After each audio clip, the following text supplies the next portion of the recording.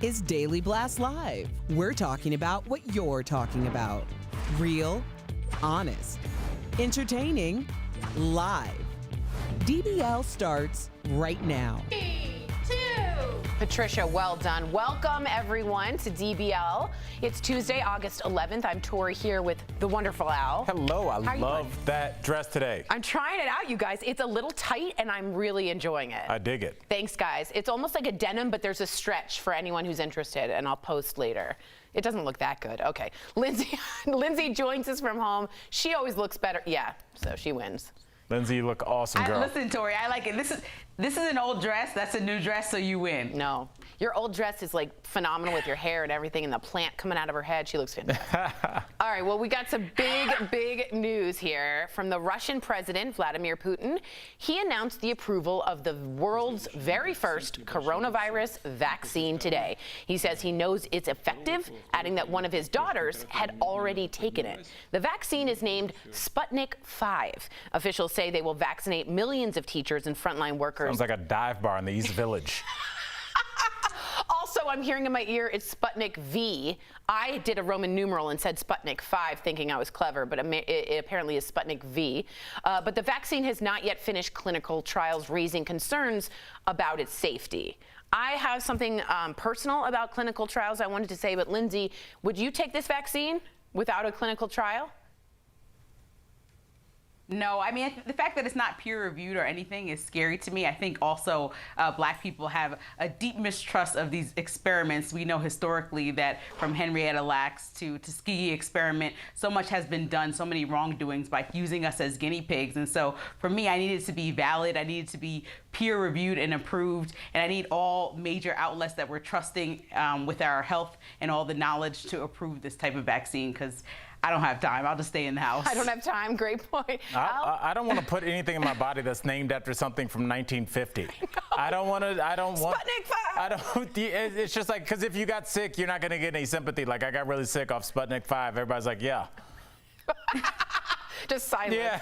No, I totally know what you mean. I didn't know if you guys know this. My mom was a guinea pig at a clinical trial at NIH, which is the National Institutes of Health. Dr. Fauci was the head of it at the time, of infectious diseases. And she had the one problem within the group of 12. And she would get really sick, and I mean really sick. And they spread it out, and they found out there was something in there making my mom sick that was making other people sick. And they took the whole study down, synthesized it, and put it out there. But had it not been for my mom, who was 1 out of 12, to be like, I'm talking, I never saw her for like 5 years. She was so ill. Then we would never have known, and those pockets would have gone unknown, unwritten down, untraced. So clinical trials mean something to me, and I fully believe in them.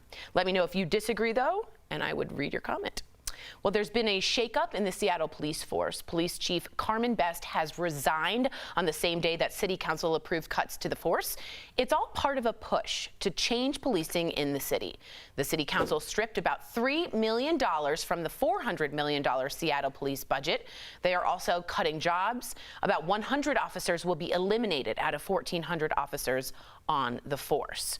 So a lot of people get really up in arms when we say defund the police or what's this doing? Again, I want to be clear, some of these other things that they have to do, the duties, will be reassigned to like a social worker perhaps, instead of the police going to a homeless person. Al, what do you think about these changes? I think they're good. And I'll tell you why. And I think they'll also benefit the police in the long run as well, because I will say this in defense of the police, they have been used and put in positions where professionally they are not equipped to handle that. Right. They are not mental health experts. So when they approach somebody that's going through a mental health situation, they're going to handle it like a police person, not a mental health expert. Guess who else isn't a mental health expert? Myself. Tori, there are people that are trained for this, and if it was one of your loved ones, you would want the person that's trained to deal with them to deal with them. And I don't think the police should be put on certain duties that they are not equipped for, because that's one of the reasons we're running into a lot of these problems, especially in our schools with these SROs. I completely agree with Al. Police, and I'm not putting this on them, it's not their fault that they have been made to do so many jobs that at some point they're not trained. is school resource officer, yeah. School police officer, basically. Yeah, Lindsay, what do you think about sort of reallocating, redesigning the system so it's not one big box of police coming at you? Right. I mean, the resignation was extreme to me. It's 3 million out of what, 400? Is it 400 million? Correct. Yes. So that's such a little bit that it's not like they took half their budget. What I did realize after doing some research is that about 50% of the 911 calls in Seattle involve criminal activity. So if you think about all those other 911 calls that need to be answered, they can be answered, like you said, by somebody that's part of the community or somebody that's doing some community policing with mental health and other things that these calls need. And so I think that it's important to put those resources in the community so you're not getting all these 911 calls that are criminal activity. I think that will help put a damper on the other ones. I completely agree. And this is all to make the police more efficient, to make everything less violent. I like the way Seattle's going. If you agree with Carmen Best and think she was right to resign, we would love to get your point of view. Let us know exactly what you think on YouTube or Facebook. So speaking of this kind of police scaring straight situation, this is an interesting story. Police used a scare straight strategy on kids who are misbehaving at school. We've seen it, but this video in particular went viral yesterday. It shows an 8-year-old with special needs being handcuffed and arrested at his school in Key West, Florida. I have to remind you the handcuffs were too large for his 8-year-old wrists, so they didn't end up working. The boy was arrested in 2018 for allegedly hitting a teacher at his school, according to the records. Now, the Key West police chief told the Miami Herald that, quote, based on the report, standard operating procedures were followed. The video was posted by civil rights attorney Benjamin Crump, who claims the officers were using, quote, scared straight tactics, scaring kids away from criminal activity by using severe consequences. Now, we want to know what you think at DBL Nation. Do you think this is a good idea to do this to teach kids a lesson, or bad idea? Go to dblvote.com to weigh in. I'm not trying to be biased here. I'm simply saying this has been used for a long time. This is in their training. This is not something the police are coming up with. And is this training wrong, antiquated? Al, what do you think? I mean, I think I speak for all of us when I say what kids with special needs need is to be taught a lesson. That's absolutely ridiculous. There's no reason for this. The kid does not understand. Imagine if you're in another country where the language like Dutch is Dutch. You literally do not understand what somebody's saying, and all of a sudden they start arresting you. Think about how scared you'd be. That's a lot of times what's going on with kids with special needs. They don't understand, and to handcuff them and say that they're following procedure, if we're going to do that, let's make sure that it extends to everybody, because it's usually just small black kids. I want to see the ATF start kicking over lemonade stands. You know, hey, they don't have a business license. They're not being taxed on that money. Let's arrest Girl Scouts for trespassing. If we're going to go do this, if this is the society we want to start seeing kids being arrested because we feel like they need to be taught a lesson. Let's make sure that lesson extends to all kids. All right, well, Lindsay, I'm taking the other side here. Maybe a teacher was hit in 2018. Again, he was trying to move from a lunch table and he wouldn't move and he was violent, apparently. At what point do you say, hey, this kid needs a lesson, or is this too far for you? I mean, to me, if it was my kid and if I saw anything like this, it's way too far, especially the fact that the kid has special needs. Like, I don't like to see anything like this. I don't think that's the best way to teach a lesson. But that said, I do know a correction officer and police officers in Jacksonville who were part of the Scared Straight program who did say that a lot of kids learned a lot of lessons from them pretending like they were going to be in jail and just experiencing what that lifestyle was like to make them not want to go back. But from a mental health perspective, I feel like that's going to be traumatic for a kid. Yeah, especially when you're doing it to an 8-year-old with special needs. Again, when we talk about reallocating resources, perhaps a social worker could have come in and maybe de-escalated that situation. B. Angelique says such a strong statement. Good cops who are working in a corrupt system is a raw deal. We're not saying all cops are bad. We're saying the system might need reform. Well, coming up on DBL, our medical expert, it was 64%, I think, said, if we can get the booth, that said not a good idea, and 36% said it is. Interesting. Our medical expert, Dr. Payal Kohli, is answering your COVID questions and clearing up your confusion. Then, an interior designer from Extreme Makeover Home Edition offers parents and grandparents some great tips to transform spaces into learning stations for kids as they go back to school virtually. And because of the pandemic, most of our employees are working from home. We can't thank you enough. Love ya. Love you. We'll be right back. Do you have a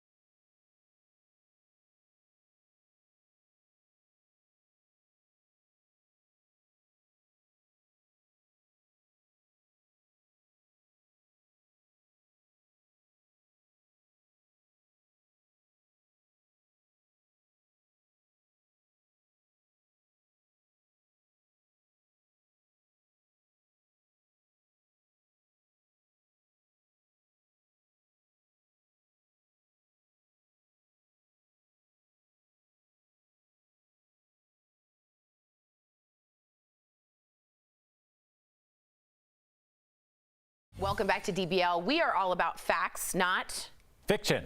fear. But we also aren't about fiction. Right. Good call. I just yelled the word. You just on yelled the live word. TV. Appreciate it. And providing information. You all right? Yeah, I wasn't looking at the prompter. That's hilarious. And providing information to keep you and your loved ones safe. Our favorite cardiologist in, what would you call that? Almost a Kelly. It's almost a Kelly Green. It's just green. It's green. It's Dr. Payal Kohli joins not a woman's us name. live. And Dr. Kohli, we wanted to get your take on the Russian vaccine we just mentioned. No clinical trials. What do you think? So how do I say this nicely? I am very, very, very skeptical. So I personally have not seen any phase 1 or phase 2 data about the safety or efficacy of this vaccine. And as far as I know, there's no large-scale phase 3 data, only a few hundred patients, according to some reports, or maybe even less, that the vaccine has been tested in. Wow. So without this kind of data, it's very dangerous to be promoting this type of vaccine, because sometimes we only get one shot at having a vaccine and giving it to the population. So it's almost like we had nothing, and all of a sudden this vaccine dropped out of the sky. Too good and to be I'm true. definitely not ready to sign up. Yeah, too good it to be true. is definitely too good to be true. I don't know. Putin said it. I'm on board. Yeah, right. You know what? Maybe they were rushing it along. It's got, yeah, there you go. They were rushing It's got a V in there. So Or maybe if it had a different name instead of Sputnik, I might be Right. more That's likely true. to try it. They branded it poorly, I Yeah. agree. This vaccine is topping the headlines, Doc. Back to schools is at the top of parents' minds, though, right now. And one reason is that over the last month, there's been a 90% increase in the number of COVID-19 cases. Is that a lot? That's so much in children in the U.S. I'm surprised. Dr. Kohli, why such a severe increase? Yes, we have seen such an alarming increase, Tori, and I think there's three main reasons for that. So the first is the total number of cases in the community is increasing. So as that pie gets bigger, the slice of that pie that belongs to the kids also proportionally gets bigger. And this is really what we're seeing in states like California and the states in the South, where the cases are increasing very rapidly. The second reason is increased testing. So up until now, and most recently, we had been testing mostly symptomatic adults. And we know that kids have minimal or no symptoms with this infection. And now that we've realized that kids can catch and spread it, we started testing more kids, even some of those asymptomatic kids. And so we're finding it more. And then the third reason we've been talking about as well earlier this week and last week is that kids are now congregating more. They're coming out of their quarantine bubbles. Schools are opening up. They're interacting more than they used to. And that's the reason for the increase. Wow, 90%. That's a lot. Dr. Kohli, now, if we're speaking about different age groups, what advice do you have for parents of elementary school kids? That's a good question, Al. So elementary school kids, if you can imagine to back when you were in elementary school, they don't really have a concept of the science. They don't understand that the virus is spread through person-to-person interaction. They don't understand that masks are safe. They don't know how to wash their hands well. They don't know that hand sanitizer is not edible. So it's really the parent's job to incorporate all of these techniques into the child's routine at home, to change their culture a little bit, get them used to these types of changes so that when they do head back to school, they're able to incorporate these easily. So this is a photo of my nephew who's almost 3 years old, and I've been working really hard to teach him how to wear masks on the playground and how to wear eye protection. But you know, he's such a ladies' man that I just can't keep him away from the girls. I love so it. he doesn't get the concept of physical distancing. He's a mini It owl. looked like he was confronting her over a scooter issue. Like that, I need to talk to you. just give it back and there won't be any problems. Yeah, I need to discuss this with you. That is so cute. You know, what's so funny, Doc, is that Al and I were talking about when the need to survival in the makeup room was that we need to adapt. So adaptation for the kids is masks might be scary, but it's got to start now. Otherwise, we're all going to have COVID forever. You know what I'm saying? So adaptation needs to be flexibility, movement with that, don't you think? Yeah, just one more adjectives and we got it. Absolutely. And you know what, you guys, I would recommend parents to incorporate it. Like for my nephew, I taught him that it's part of his superhero costume. Yeah. And for someone else, it could be part of their bedtime story, because there's some concern that experts have that if kids don't wear masks properly, it can actually increase the risk to the kids because they're touching it or they're not covering properly. So it is really important to adapt and teach your child how to wear those masks correctly. All right, so Doc, it's flexibility and adaptation will help us with our ingenuity in terms of these masks. Thank you so much, Jill, Dr. absolutely. Thank you for not mocking me. And tell your nephew, I think he's adorable. You'll be back tomorrow, of course. If you guys all have a question about coronavirus you want answered by Dr. Coley, write us on social media. You can email info@dailyblastlive.com. There's no panic, just prevention and precautions. Okay, you didn't just shout a random word. We'll be right back. Thanks.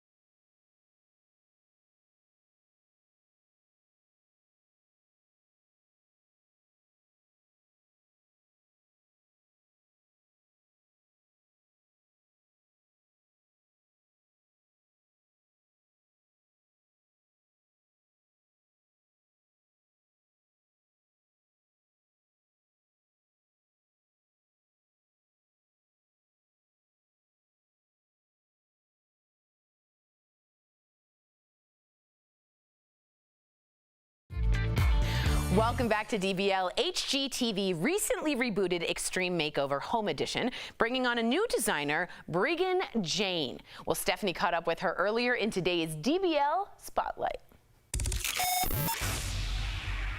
Good morning, Mayo family!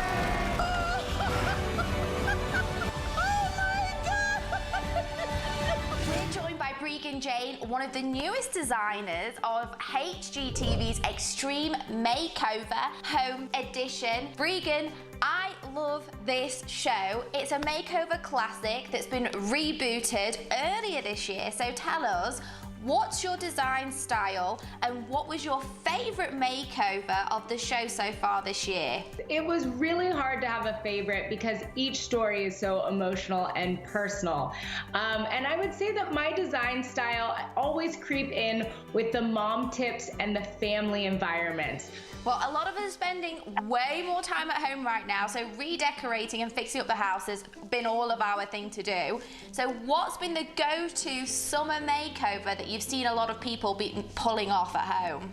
I think every parent right now is getting ready for this back to school moment. And we're seeing that people are preparing for both traditional and non-traditional learning environments. So we are seeing a lot of purchases in the furnishing space and bookshelves, and people are really caring about that environment at home, and their dollars are showing it. PayPal actually did a recent study of K through 12 students as well as college students, and what we're seeing is people are spending more money preparing for both scenarios. And I mean, you've got two boys, so I imagine your hands are completely full. So when you're not designing, you're busy looking after them, and you were just mentioning obviously everyone's getting ready to go back to school. So what would be your advice for other parents that are in the same position? I think empowering your kids to be excited about their learning is an easy trick in sort of transforming your space. So for me with little boys, I brought everything down to a lower level. All the books, baskets on the floors, so they can take ownership of their tactile learning experiences and really just putting those creative markers and everything where they can reach them and sort of empower themselves. You know, we want flexibility too. I think as a mom, and everyone right now is trying to stretch their dollar to the max. I mean, it's really uncertain times right now. COVID-19. So what's interesting in this PayPal study is that we're also seeing credit cards, of course, are a preferred payment, but people are leaning into these like PayPal credit options where you can buy now and pay later. Yeah, things that obviously before COVID, we would never have even thought we'd have needed to make a homeschool environment if that wasn't your learning choice for your child anyway. So it's incredible, and I thank you so much for our viewers for their advice for them, for the other mums out there. It's really kind. Thank you so much, Breegan. You've been amazing, and we'll be right back.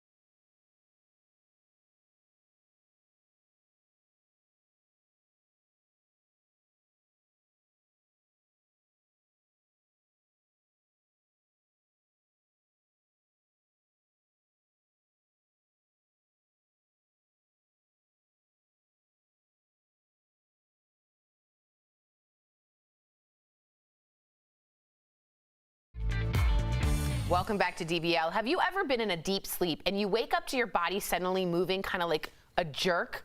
Yes. We're chatting about it in today's Rise and Thrive, sponsored by So Clean. So I didn't know this, but they're called Hypnic Jerks, which was the name of my first band.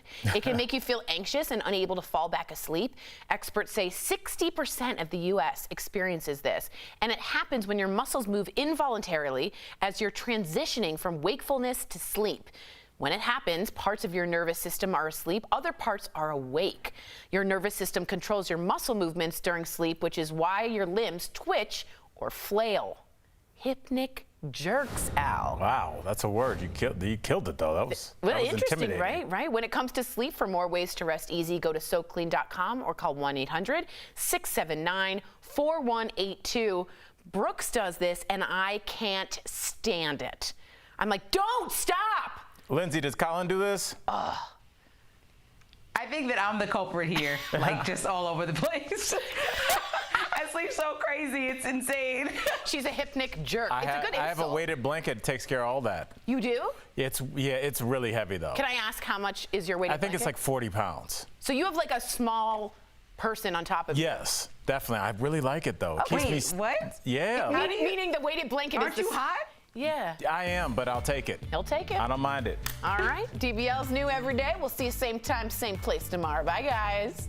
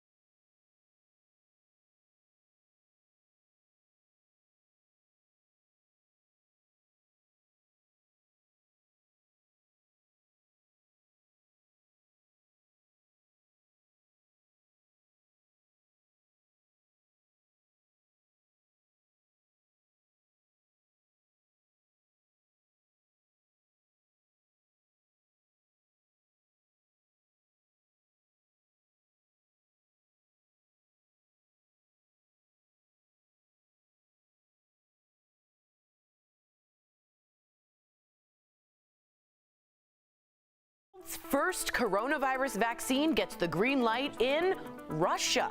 The question now, is it safe? Outrage over body cam video showing officers handcuffing an 8-year-old boy at school. And you can justify it. Is this so-called scared straight discipline appropriate or just all wrong? Lori Loughlin and her husband downsize to another multi-million-dollar mansion. Will their next home be behind bars? And it's the pep talk we all need right now. How a dad's advice for his daughter is making hearts melt. Are you ready to get it? You okay? Wipe those tears up. I got you. Real, honest, entertaining, live. DBL starts right now. 3, 2. Thank you, Patty. Welcome to DBL. It is Tuesday, August 11th. I'm Sam here with Al. You got a whole book there. What's going on? I got a lot of notes. I'm ready for the show. Whatever they may say, you'll never know. I love that you're studying. Good for you, Al. I'm anxious to hear what you have to say. Lindsay joining us from home. How are you, Lindsay? I'm doing well. I know Al's acting like me with all those notes over there. I'm proud of you. Oh, there's a stack about this big, Lindsay. So I'm ready. Let's begin. I can't wait to hear what he has to say. Here we go. In fact, big news from Russian President Vladimir Putin. He announced the approval of the world's first coronavirus vaccine today. He says he knows it's effective, adding that one of his daughters had already taken it. Now, the vaccine is named Sputnik V. Officials say they will vaccinate millions of teachers and frontline workers, but the vaccine has not yet finished clinical trials, raising concerns about its safety.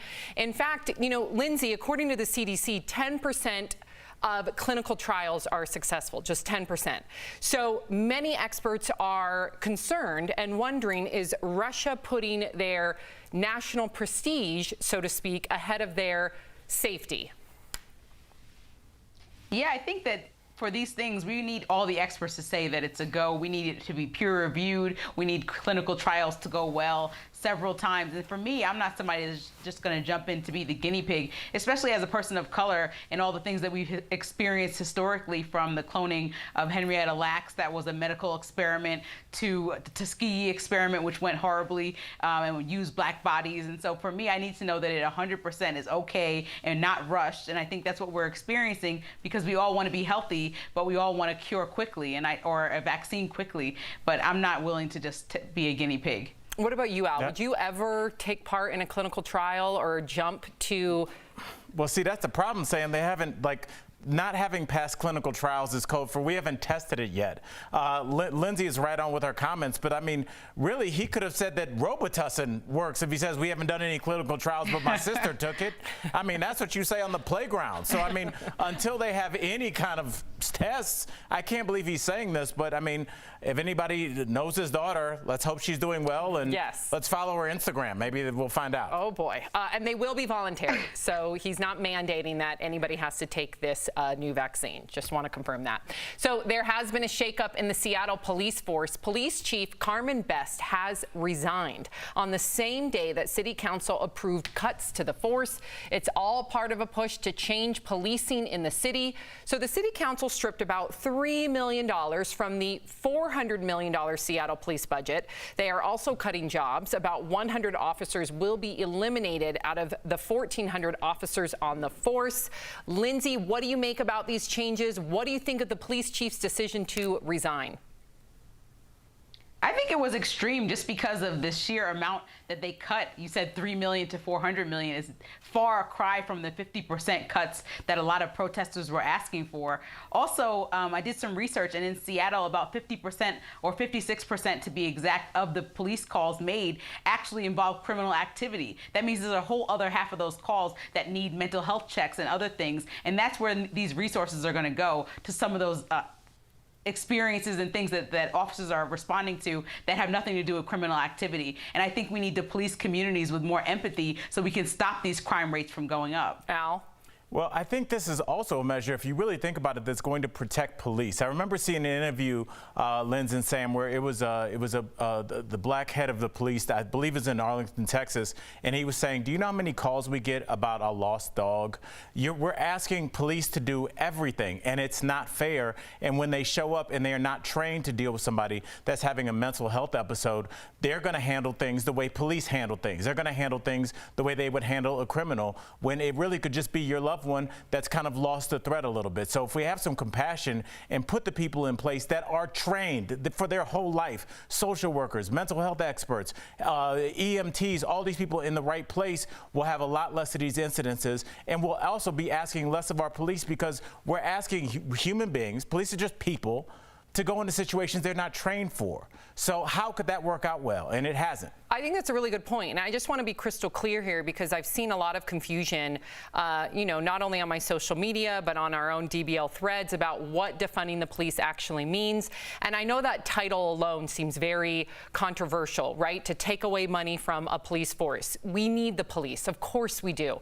But what people are calling for is to actually take some of those sums, again in Seattle, $3 million of that $400 million, and take a portion of the funds to help curb criminality. And in order to help curb criminality, and you can see it in other countries, there's data that proves that if you can invest in your community, to Lindsay's point, meaning to have rehabilitation centers, to have addiction counseling, to have mental health counseling, to have after-school programs, they have seen with that data that when you invest into your community, you actually curb criminality where you don't need to police, so to speak, your community. So I think it's a wonderful thing. I think we need to rename it. I think defunding the police somehow comes off with a negative connotation because we need the police, but I also think we need to be more creative with how we disperse those funds. Okay, so speaking of police, what do you think about police using a scare straight strategy on kids who are misbehaving at school? This video has gone viral, showing an 8-year-old with special needs being handcuffed and arrested at his school in Key West, Florida. The boy was arrested in 2018 for allegedly hitting a teacher at his school. That is according to the records. The Key West police chief told the Miami Herald that, quote, based on the report, standard operating procedures were followed. Well, the video was posted by civil rights attorney Benjamin Crump, who claims the officers were using scared straight tactics, scaring kids away from criminal activity by using severe consequences. So before we discuss, we want to know what you think, DBL Nation. Do you think that it's a good idea to do this to teach kids a lesson? Go to dblvote.com to weigh in. Al, you just mentioned in the prior story about training.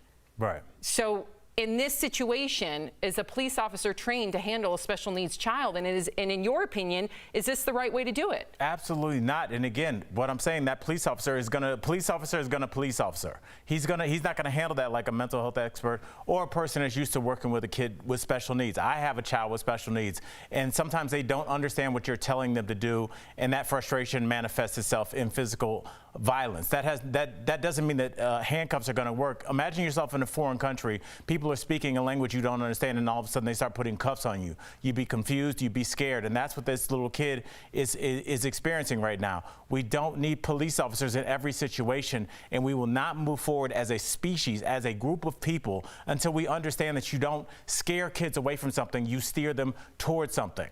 Lindsay? I mean, this is traumatic. I'm not a parent like you guys, but looking at this, I would be upset, especially if my kid had special needs. But I want to say that I also do know correction officers and police officers in Jacksonville, Florida, who use the scared straight tactic and have told me that it has deterred people. They were even on the show Scared Straight, deterred people from joining jail or going to jail and experiencing what actually happens there. So I know it's a tactic. I don't agree with it, but I know that a lot of people say that it is effective. Yeah, here's my fear. My fear is that you have, child psychologists, and I get it. Some people will claim, okay, these child psychologists are Monday morning quarterbacking. They don't know what it's like to be a police officer. And I understand that. But you do have the broad general perspective looking again at data and studies from these child psychologists saying that when you engage in this type of discipline, you're actually sorry, I'm being told to wrap, but I really want to finish this point.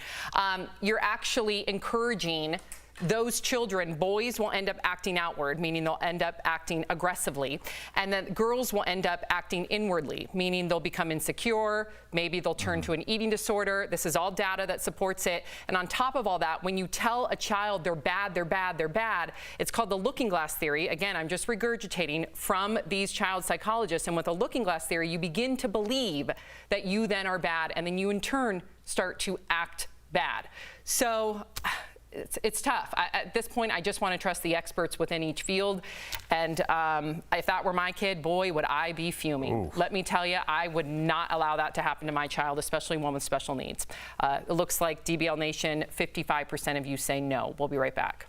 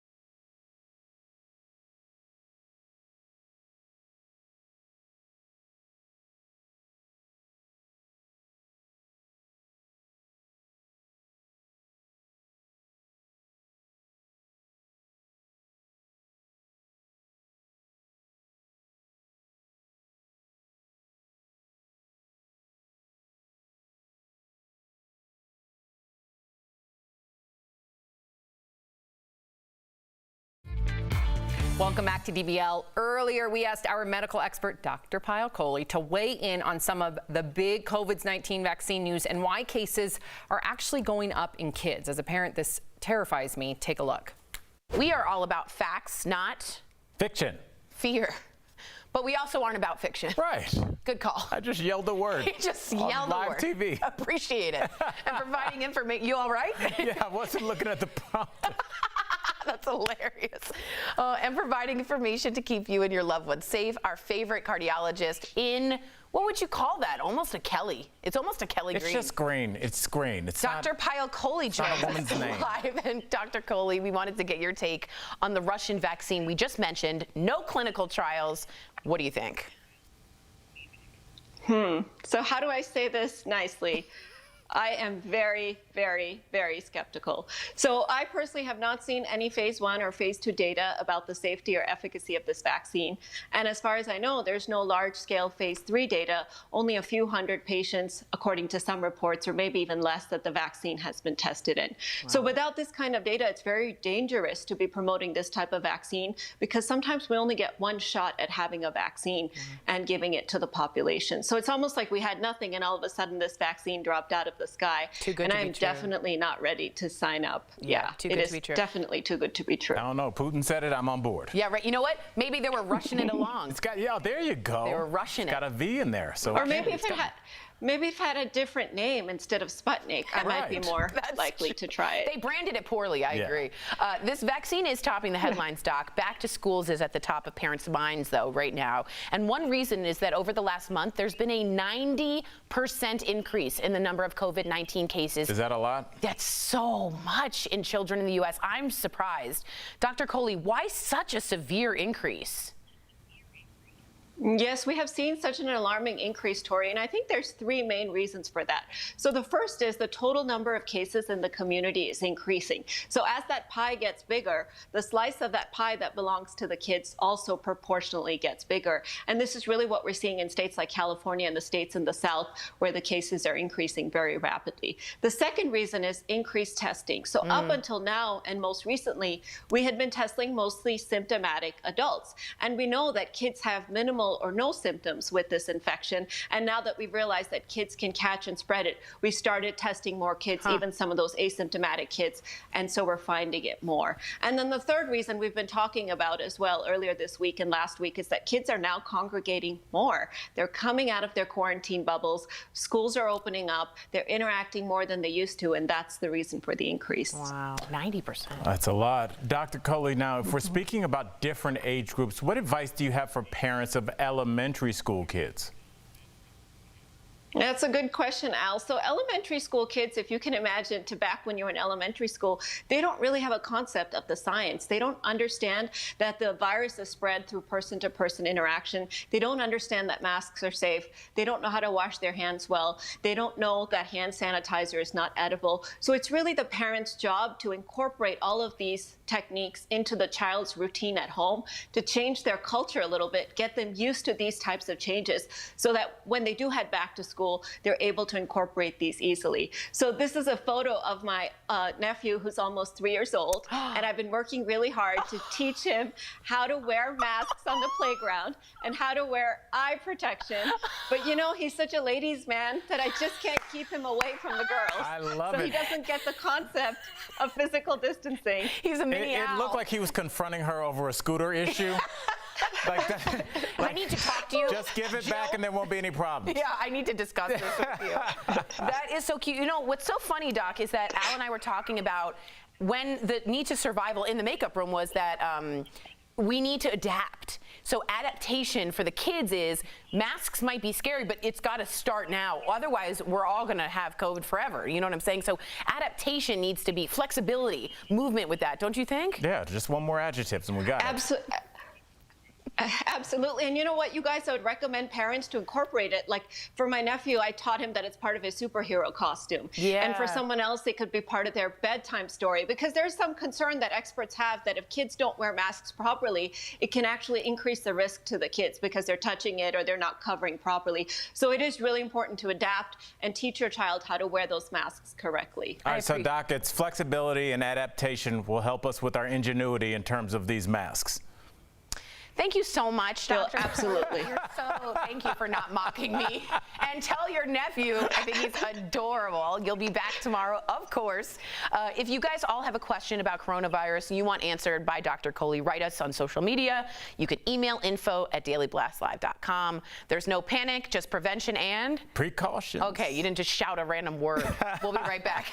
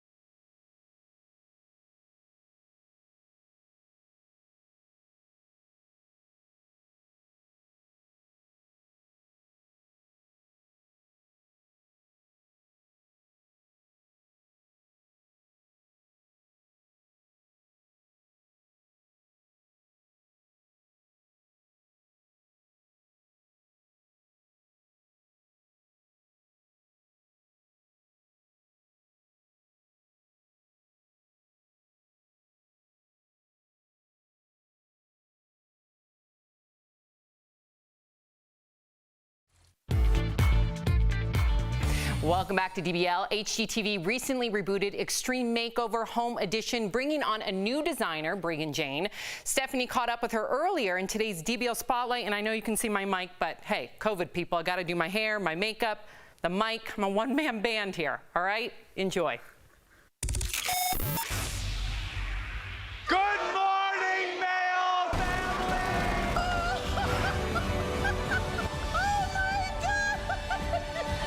We're joined by Breegan Jane, one of the newest designers of HGTV's Extreme Makeover Home Edition. Breegan, I love this show. It's a makeover classic that's been rebooted earlier this year. So tell us, what's your design style and what was your favorite makeover of the show so far this year? It was really hard to have a favorite because each story is so emotional and personal. And I would say that my design style always creep in with the mom tips and the family environments.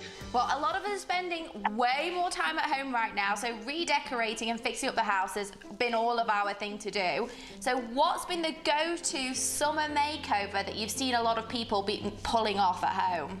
I think every parent right now is getting ready for this back to school moment. And we're seeing that people are preparing for both traditional and non-traditional learning environments. So we are seeing a lot of purchases in the furnishing space and bookshelves, and people are really caring about that environment at home, and their dollars are showing it. PayPal actually did a recent study of K through 12 students as well as college students, and what we're seeing is people are spending more money preparing for both scenarios. And I mean, you've got two boys, so I imagine your hands are completely full. So when you're not designing, you're busy looking after them, and you were just mentioning obviously everyone's getting ready to go back to school. So what would be your advice for other parents that are in the same position?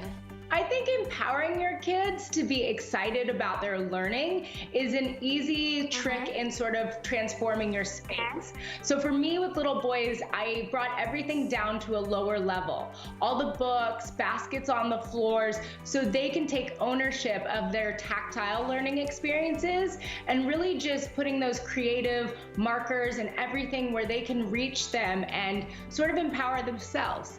You know, we want flexibility too. I think as a mom, and everyone right now is trying to stretch their dollar to the max. I mean, it's really uncertain times right now.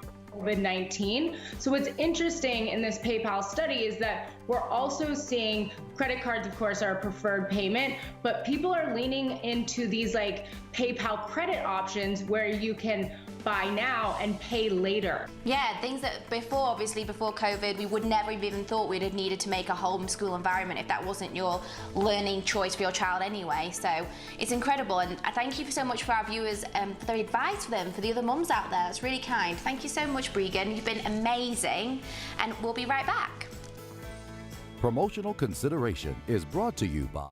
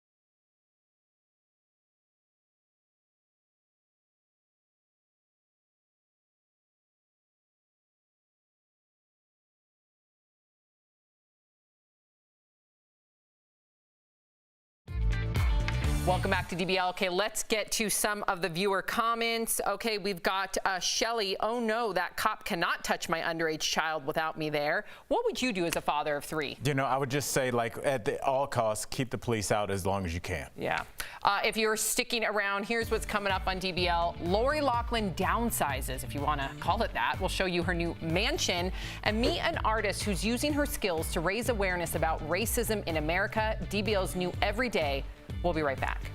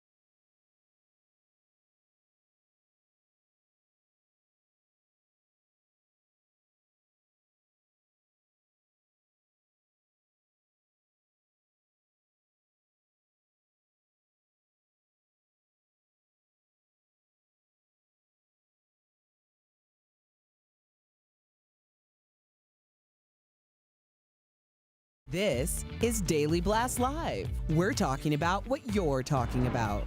Real, honest, entertaining, live.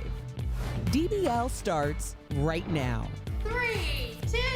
Welcome to DBL. I'm Sam here with Al. I always leave my water bottle up here. We just need to get that as a paid sponsor. Come on. I know. Free advertising. Like a Game of Thrones. Yeah, I know. Gaff, Could right? that coffee left out. Lindsay joining us from home. She doesn't have any water out. I know. Any water bottles right there in frame, Lindsay? No, she's a pro. I don't want to show the brand. Okay, good. I don't feel so guilty. But Lindsay's smart. She has hers out of frame. Okay. And also, Lindsay, you're at home. Let's get a glass. That's true, Lindsay. He's right. You know what, Al? I don't want to. Okay, Judge Joe Mathis or whatever you, Judge Joe Brown, relax.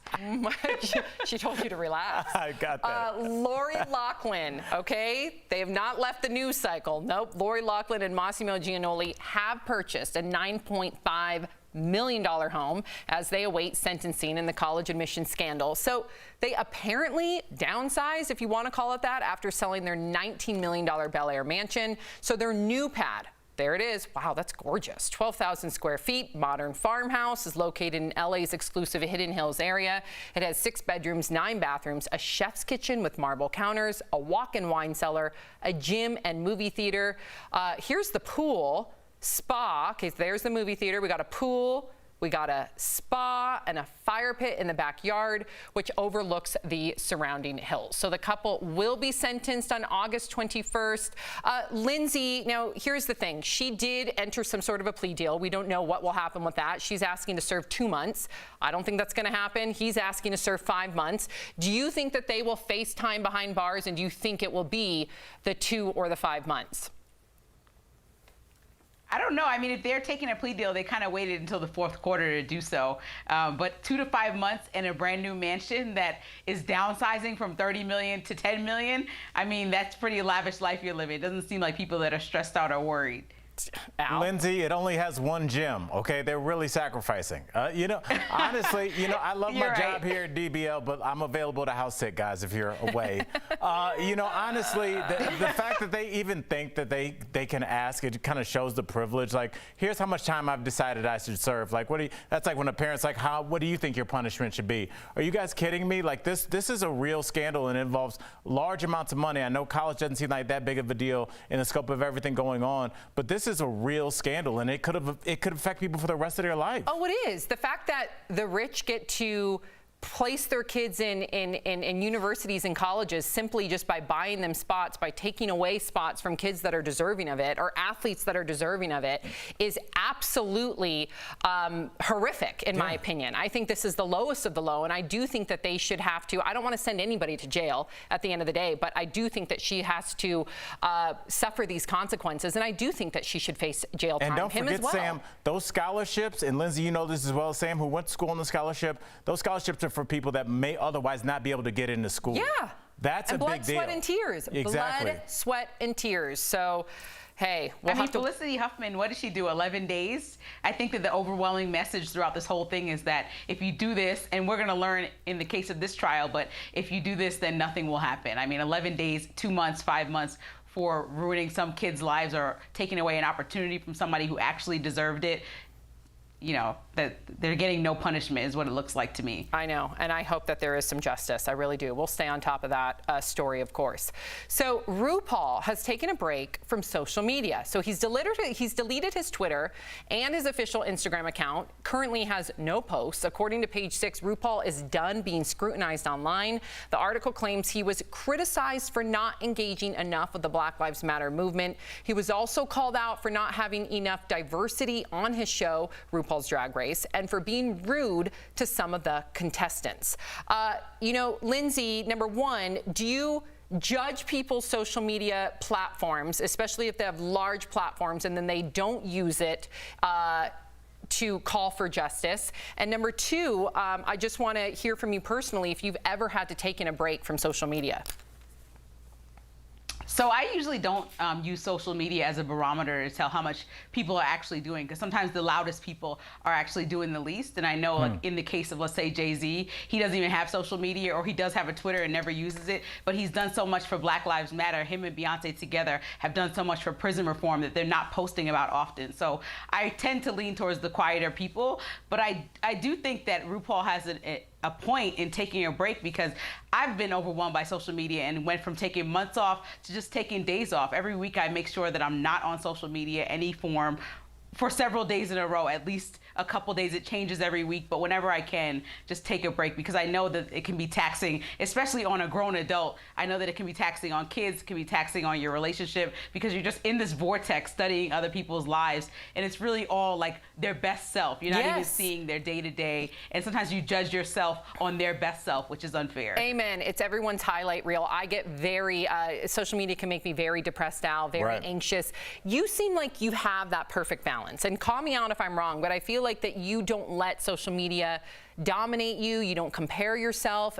Is that true? Well, I have a juggling act, because I have this job that I love. I have another job I love in stand-up comedy, which I try and make people laugh on my social media. But let's be honest, the last couple 6 months, forever, stuff hasn't really been that funny. So I have to kind of balance that line. And Lindsay, you know this, and Sam as well. You guys prepare for the show more than anybody that I know. And I know that when you open your mouth to speak, you have educated yourself on what you're about to say. I have a lot of comic friends that are like, dude, I'm a goofy comic. I'm getting DMs to speak up on this issue and that issue, and I don't know, and I don't want to say anything that's wrong. So like sometimes people don't say anything because they don't really know what they're talking about, and that's okay too. I think we'd all be a lot better off if people didn't try and speak on everything, but maybe just spoke on the issues that they felt that they were more experts in. It's beautiful. Take a beat, right? That's right. It's okay. If you don't say anything, if you don't know, don't talk. Okay, so Robert Pattinson Pattinson says he lied in order to secretly audition for the Batman. So in an interview with the Irish Times, the Twilight actor said he had to duck out of filming the upcoming Christopher Nolan film Tenet in order to audition for the role. So he told the director he had a family emergency. But he's apparently not a very good liar, because Christopher picked up on the fib and said, "You're doing the Batman audition, aren't you?" Well, it worked out because Robert, of course, got the part. First of all, Lindsay, Christopher Nolan wrote and directed a number of Batman movies. So if he knows exactly what's happening. That was embarrassing. With the new Batman. Like, he knows exactly what's going on, who's auditioning. Even though he's not directing the new one, he's still very much tied into that franchise. So, but personally speaking, Lindsay, have you ever lied to go to an interview or to an audition? So the thing is, like, when I was younger, then yeah, it was a better plan. I'm sure I can't jog my memory and find a time. But at this point, it's so awkward when you get caught in a lie as a grown adult that it's not worth it to me. It's just like, let's have the conversation and just say what's going on, because it just gets really weird, especially if they catch you and, you know, you're in one job, leaving the next. You might as well just tell people what's happening, be transparent, and wish for the best. I don't really know. You I think do not that's kind of believe that at all. You don't believe that? No, you cannot do that. If you're about to leave one, what are you going to say to your boss? I'm going to go try and upgrade. Hopefully I can leave without putting my 2 weeks in. Okay. No, you go, okay, hey, Al, so let me say, I think you're my gonna throat go, is itchy. Al, I'm going to run to my car real quick, and you go audition for DBL, and you come right back. That's how you do it. Get him, Lindsay. Get him. So, Al, you're telling me that you are going to go. You're on DBL right now. You're going to go right over to Good Morning America, audition, and nobody's going to see you? You're better off just telling people that you're going for the audition. That's ridiculous. It's called putting on a baseball cap and taking a private jet, which I do not have. Yes. Lindsay has no idea about your goal, Al, of one day having a gold private jet. Yes. Did you know that, Lindsay? A gold one. It's going to be too heavy to fly, but it's all right. You need to talk to Drake. I do want to be a passenger on that PJ. See, there you go. Mm-hmm. A cheerleading dad is teaching his 4-year-old daughter the importance of bouncing back even after you fall. Take a look. 1, 2. Are you okay? Did that hurt? That was kind of dangerous. So make sure you go for the right skill, okay? Because if I say full up and then straddle, and you do a full up and you don't straddle, you're gonna fall. But Daddy will always save you. I won't let you hit the ground like that, okay?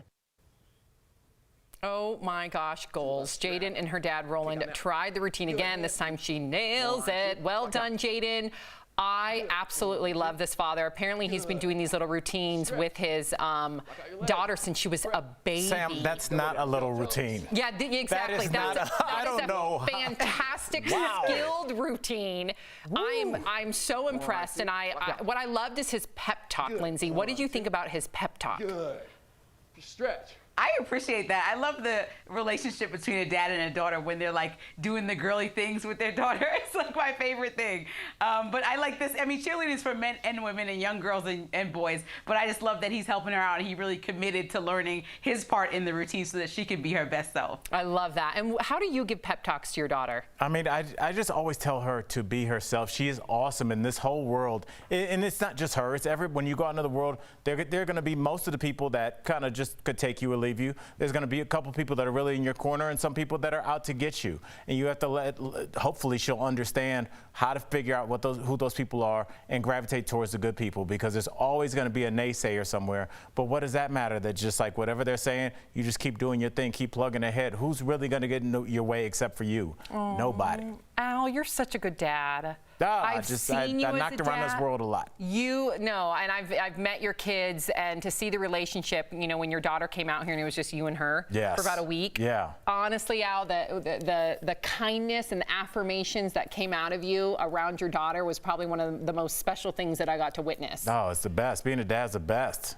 A girl dad, too. Yes, you just don't realize it when you're a young single guy and you think you want this to be life. As soon as you have your kid, like, you realize your purpose. Oh, it's great. Albert, it's awesome. Lindsay, are you just glowing? Al, you're going to make us cry. No. What are you doing over there? It's easy. Your kids are awesome. Tears. We do want to give I think people don't understand how Go ahead, No, Lindsay. I was gonna say, I think people don't understand for girls how special their dads are. That's like your first hero when you grow up, and I'm sure that Al has that same type of bond and relationship. Isn't that the truth? My dad's here right now, and let me tell you, Dad, he leaves tomorrow. Don't go home tomorrow, Dad, please. He's my best friend. We want to give a big DBL shout out to Bindi Irwin. Bindi and her husband Chandler announced they're expecting a baby. They posed with a tiny zookeeper shirt. Maybe they're just selling that in the merch shop. They're expecting their little wildlife warrior sometime next year. Congrats to Bindi. Now, you remember she lost her dad when she was 8. She's now 22. Can you believe it? I always see her, Lindsay, as an 8-year-old, just because I remember that very tragic day when she lost her incredible father. I know. I love that they did a little family photo shoot coming up. It's so hard when you're following Katy Perry and Beyonce and all these people with these photo shoots to just keep it. Isn't that the truth? I remember when I had Sophie, guess who had the same due date as me? Beyonce. So it was like, oh my gosh. No. But at the same time, I felt like it bonded us. And I was hoping that somehow we would give birth at Cedars-Sinai, like at the same time. She ended up like renting out the whole wing. Thank God I was like the week later. Otherwise, I would have having to give birth somewhere else. No. Because it was all Beyonce. Listen, Sam, Miles was blessed by Oprah, so. I know. Let's not forget Anything that. can happen. Seriously. Let's not forget that. Oh, I'm framing that picture, and one day I get to show it to him. Whew, the chosen Oprah, one. Come on now. I know. Coming up on DBL, we are introducing you to an artist who's using her talent to fight systemic racism in America. See how she does it. Coming up next.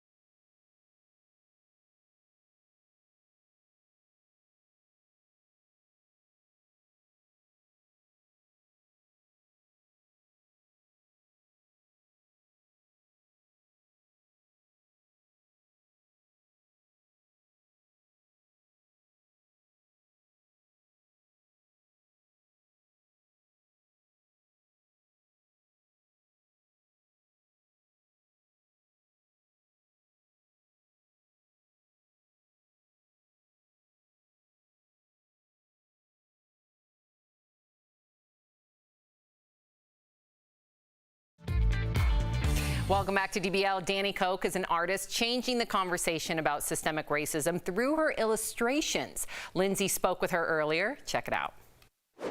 Danny Koch, welcome to DBL. I'm so excited to be here. Thank you for having me. So first, I love your illustrations, and they take on social issues in a very succinct and digestible way. So I have to ask you, what do you hope to achieve with these illustrations? For me, I wanted to approach the conversation in a way that was compassionate, but yet firm. I feel like for a conversation like this, a lot of people don't know their space in it or know how to jump in. So I wanted my graphics to be not only approachable and informational, but also accessible. And I wanted anyone, regardless of the history they have with the conversation of racial injustice, to feel welcomed into the conversation. So does your art target any group specifically? So when I was making the art, it didn't necessarily target a specific group, but I found that the people who were most responsive to it were in fact white women, especially. And I think it's because in the conversation of racial injustice, like I said before, it can be hard to navigate. And especially as a white person who wants to become an ally or an active ally in the conversation, wants to know, where do I start? How do I learn? And so it's been really cool to hear responses from them and saying, like, I finally feel welcome. I finally feel equipped and empowered to have these conversations with my family and make real change. So that's been really inspiring for me. So what do you think about other influencers, specifically white influencers, that want to spread your message? We want to amplify Black voices and decenter our own. So when it comes to sharing my art more specifically, at the beginning, I had a problem with certain influencers taking my art, cropping out my name or putting a filter on it and trying to frame it as though it came from them or their own voice or story. And while I do know that they wanted to start the conversation with their audience, it also came across as if they were trying to take ownership of my work. So I wanted to say, hey, you're all welcome to dive in and your voice is needed, but let's make sure that we're doing our part to amplify Black voices while still having the conversation. Have a lot of people looked at your work and had like this aha moment? I know that some people want to help and don't know how to help, and I think your art is very transparent and clear about ways that you can check your own biases. Yes. So a lot of my favorite messages come from people who are saying, thanks to this caption, like, I'm now able to have these conversations with my family, or thanks to the way you broke this down, I now recognize how privilege affects me in my own life. So while I don't take credit for the origination of a lot of these concepts and ideas, I do want to use art to help make it more accessible. It's amazing. You're using your gift to really share an important message with the world. Yes, thank you so much. I try my best. And you feel that the pandemic is as much as a race issue as it is a health issue. So I have to ask you, how are you dealing with all of this? For me, was very difficult at first, balancing the weight of all of the racial and systemic injustices coupled with a pandemic. And for me, especially seeing headlines that are saying Black people are dying at a disproportionate rate from this disease was honestly very troubling to me. And one thing that I sought to do in my art, I did one piece that said why COVID-19 is ravaging Black America. And I illustrated that systemic racism is the root cause of why Black people are disproportionately affected. So I wanted my art to say, here are all the different branches, the different ways that systemic racism affects the Black community, and why COVID-19 is now a lot worse for the community because of those things. Well, I want everybody to follow you and look at your beautiful artwork. Everybody who wants to follow her, check her out at Oh Happy Danny, or go to her website at ohhappydanny.com. Thank you so much for your activism, and thank you so much for stopping by. Thank you so much for this opportunity. It's been so lovely to talk to you. Bye. We'll be right back. Ladies, what's the first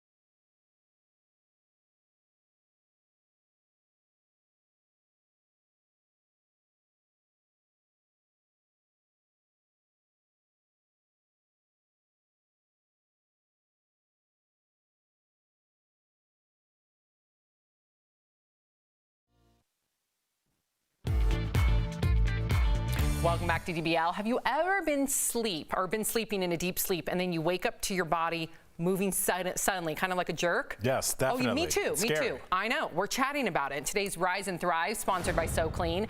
They called it hypnic jerks, which I guess can make you feel anxious and then unable to fall back asleep. Experts say 60% of us experience this. It happens when muscles move involuntarily as you transition from wakefulness to sleep. And when it happens, parts of your nervous system are asleep. Other parts are awake. Your nervous system controls your muscle movements during sleep, which is why your limbs twitch or flail. So when it comes to sleep, for more ways to rest easy, go to SoClean.com or call 1-800-679-4182. You jumped to say yes. I have this, but Lindsay, I told you I have the 20-pound weighted blanket. So that really helps. Like, Lindsay, are you a flailer? Listen, I think that I'm more than that. I definitely have done a little twitch thing, but I also have like smacked Colin off the bed. So that's also another thing. She needs like but I need that weighted blanket, obviously. You need like a 50-pound weighted blanket if you're smacking people off the Colin bed. needs some headgear more than anything. Have you guys ever woken up in the middle of your like REM sleep and you can't move, you're paralyzed? I've done that before. The It's most weird. horrific feeling because you cannot move, but you're wide awake. I thought I was being abducted by aliens when it happened to me. All right. Way to kill our show's credibility with 2 minutes to go. All right. Well, I was young now. Tune in for more alien talk.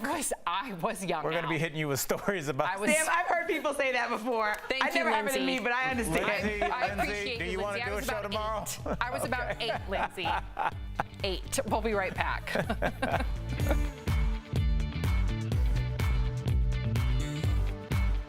Promotional consideration is brought to you by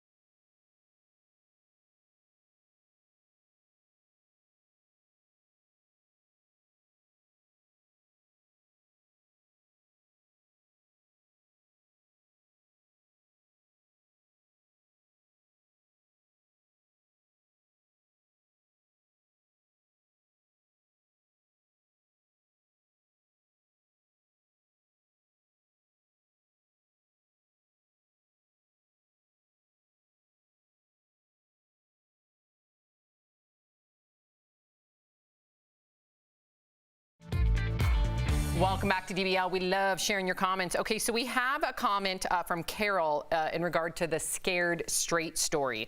She says, when I was a kid, if I got into trouble, I know my mother would have had me arrested. I'm 65 now. I grew up a responsible adult. Spare the rod, spoil the child. If parents were allowed to reprimand their kids, maybe we would have less entitled adults.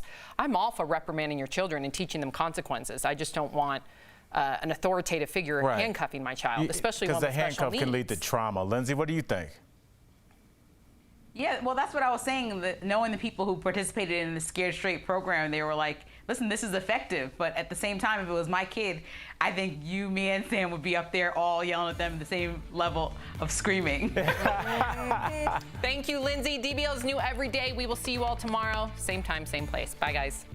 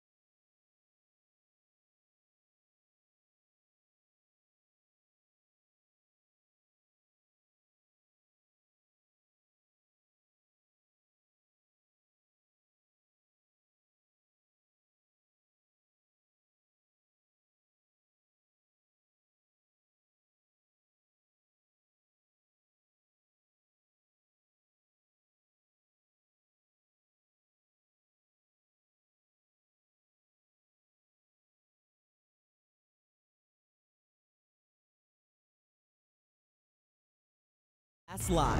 The world's first coronavirus vaccine gets the green light in Russia. The question now, is it safe?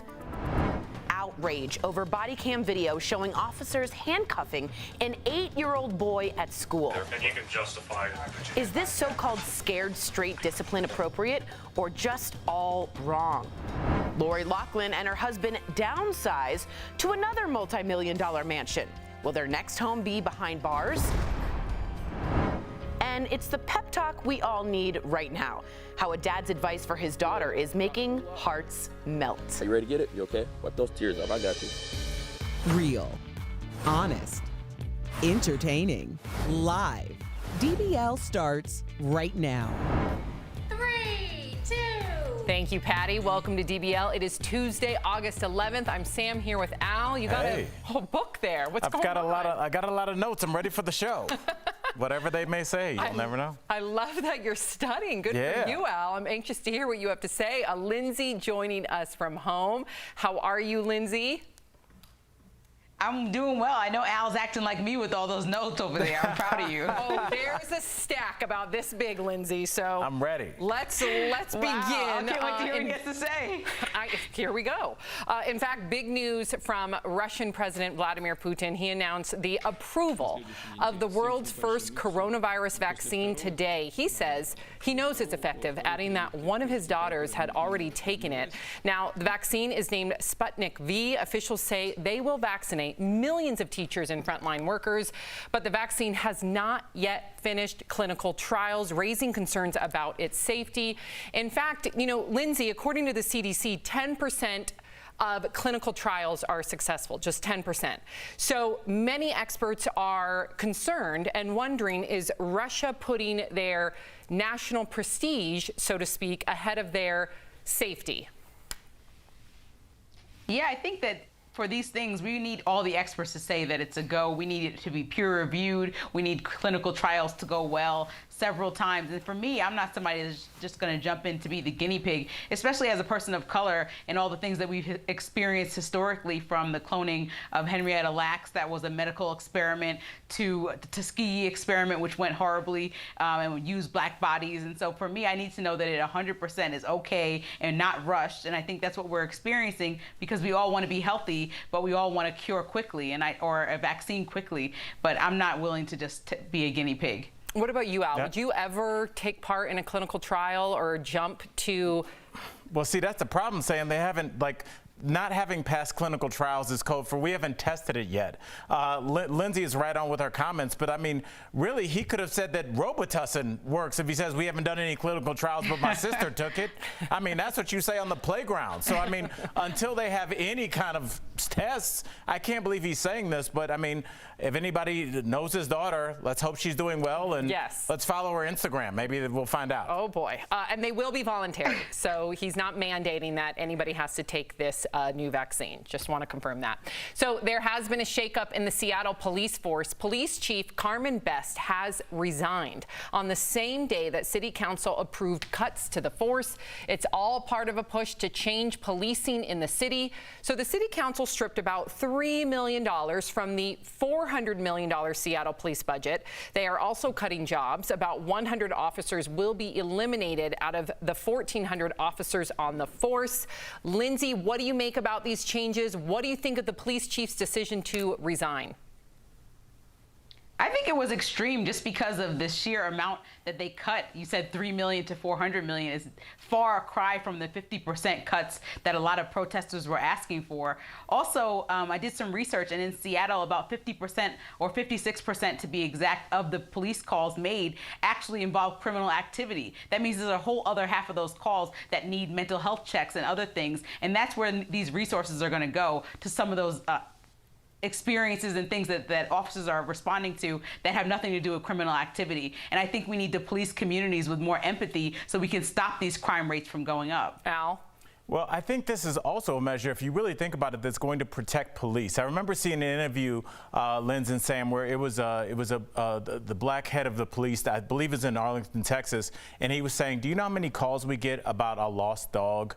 We're asking police to do everything, and it's not fair. And when they show up and they are not trained to deal with somebody that's having a mental health episode, they're going to handle things the way police handle things. They're going to handle things the way they would handle a criminal, when it really could just be your loved one that's kind of lost the thread a little bit. So if we have some compassion and put the people in place that are trained for their whole life, social workers, mental health experts, EMTs, all these people in the right place, will have a lot less of these incidences, and we'll also be asking less of our police, because we're asking human beings, police are just people, to go into situations they're not trained for.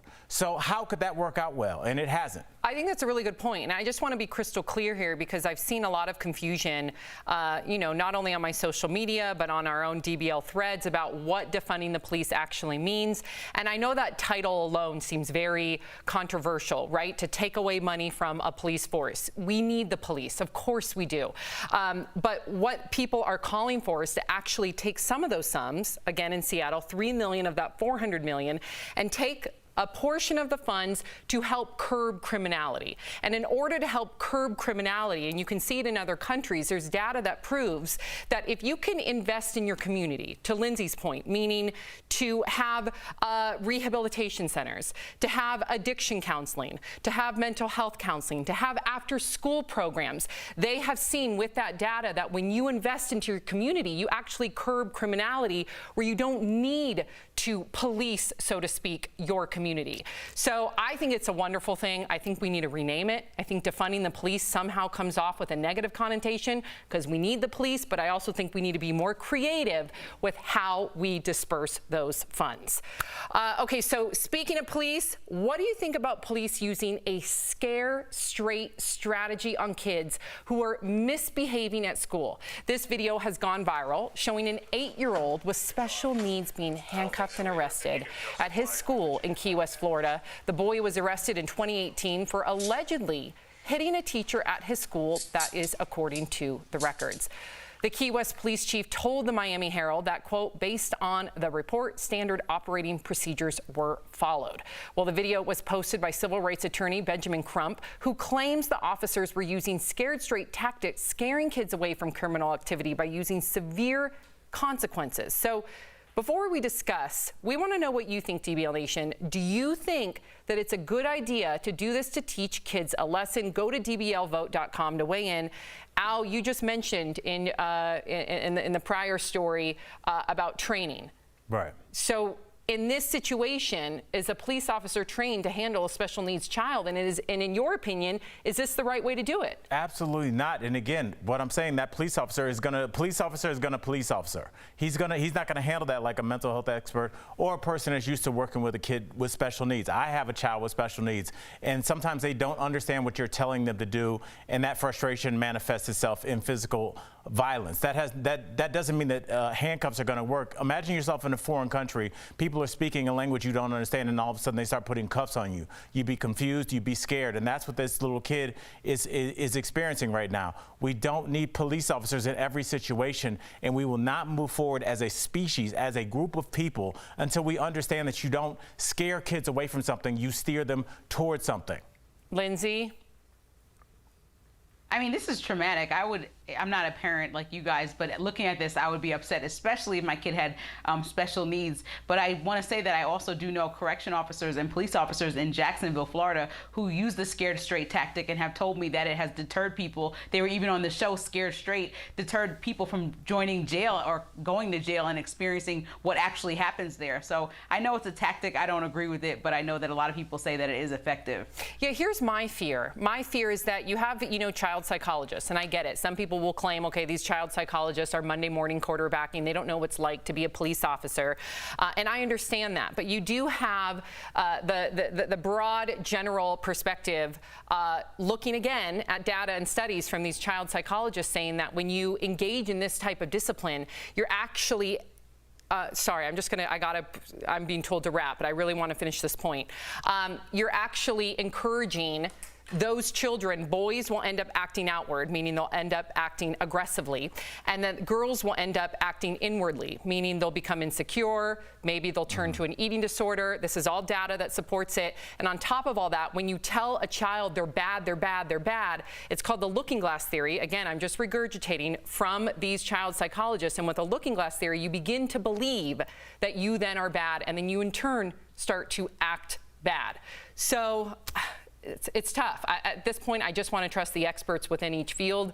And if that were my kid, boy, would I be fuming. Ooh. Let me tell you, I would not allow that to happen to my child, especially one with special needs. It looks like DBL Nation, 55% of you say no. We'll be right back. Do you have a life insurance policy you no longer need? Now you can sell your policy, even a term policy, for an immediate cash payment. We thought we had planned carefully for our retirement. But we quickly realized we needed a way to supplement our income. If you have $100,000 or more of life insurance, you may qualify to sell your policy. Don't cancel or let your policy lapse without finding out what it's worth. Visit CoventryDirect.com to find out if your policy qualifies.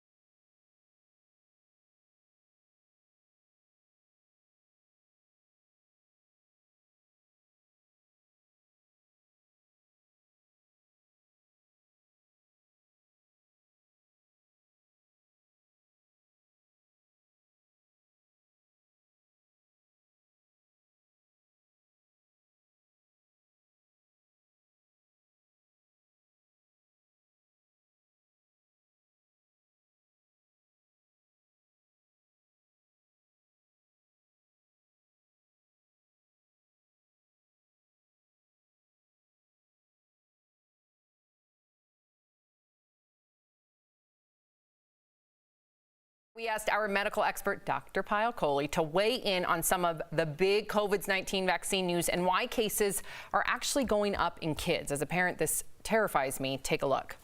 We are all about facts, not fiction. Fear. But we also aren't about fiction. Right. Good call. I just yelled the word. You just yelled the live word. TV. Appreciate it. And providing information. You all right? Yeah, I wasn't looking at the prompt. That's hilarious. And providing information to keep you and your loved ones safe. Our favorite cardiologist in, what would you call that? Almost a Kelly. It's almost a Kelly Green. It's just green. It's green. It's Dr. Payal Kohli joins us name. live. And Dr. Kohli, we wanted to get your take on the Russian vaccine we just mentioned. No clinical trials. What do you think? So how do I say this nicely? I am very, very, very skeptical. So I personally have not seen any phase 1 or phase 2 data about the safety or efficacy of this vaccine.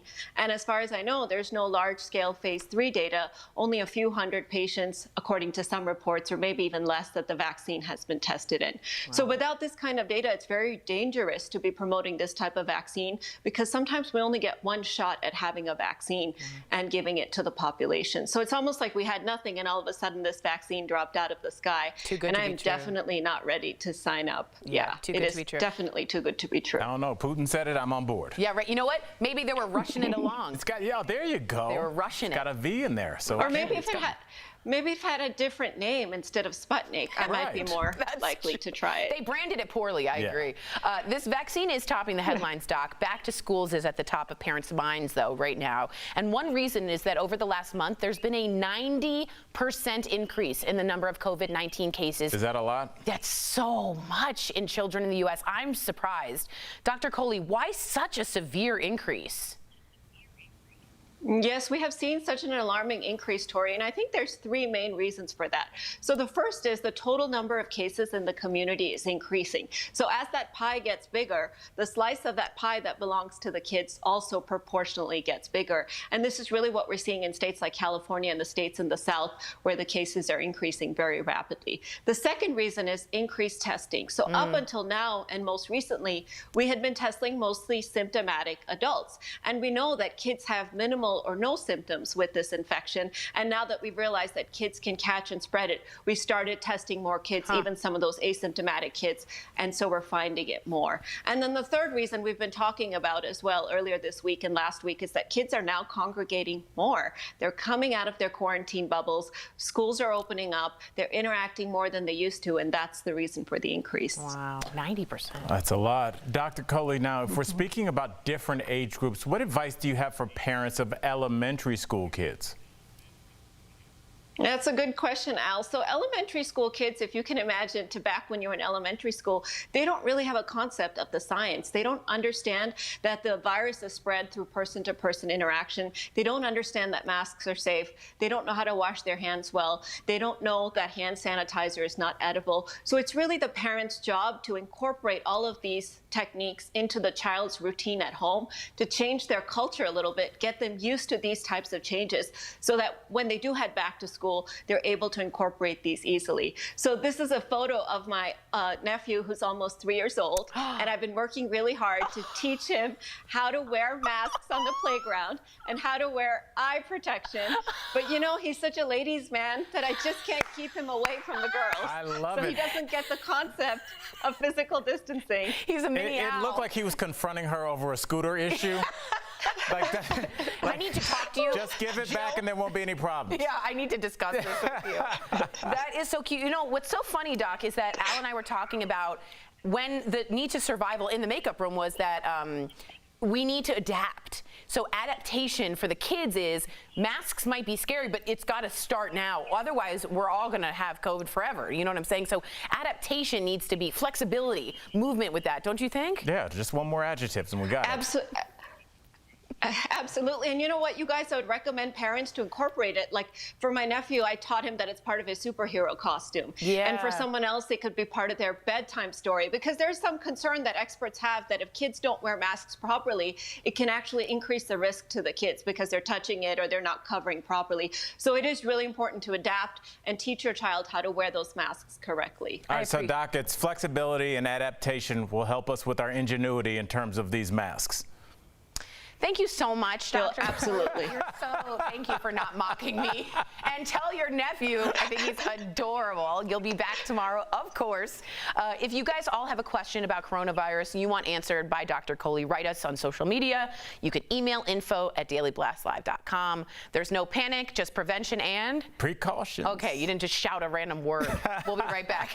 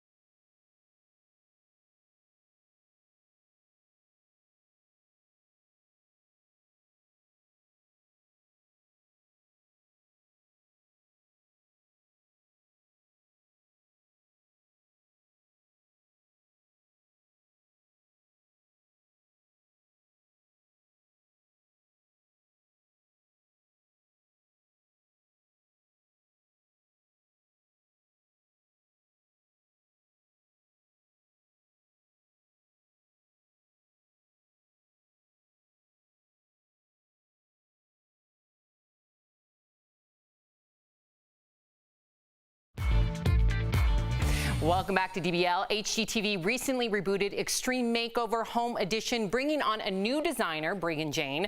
Stephanie caught up with her earlier in today's DBL Spotlight, and I know you can see my mic, but hey, COVID people, I got to do my hair, my makeup, the mic. I'm a one-man band here, all right? Enjoy.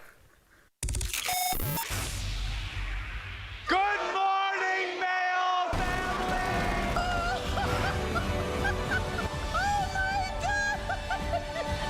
We're joined by Breegan Jane, one of the newest designers of HGTV's Extreme Makeover Home Edition. Breegan, I love this show. It's a makeover classic that's been rebooted earlier this year. So tell us, what's your design style and what was your favorite makeover of the show so far this year? It was really hard to have a favorite because each story is so emotional and personal.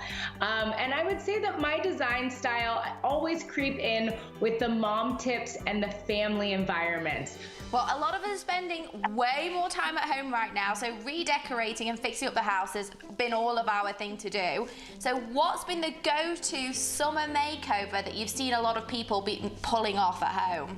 I think every parent right now is getting ready for this back to school moment. And we're seeing that people are preparing for both traditional and non-traditional learning environments. So we are seeing a lot of purchases in the furnishing space and bookshelves, and people are really caring about that environment at home, and their dollars are showing it. PayPal actually did a recent study of K through 12 students as well as college students, and what we're seeing is people are spending more money preparing for both scenarios. And I mean, you've got two boys, so I imagine your hands are completely full. So when you're not designing, you're busy looking after them, and you were just mentioning obviously everyone's getting ready to go back to school. So what would be your advice for other parents that are in the same position?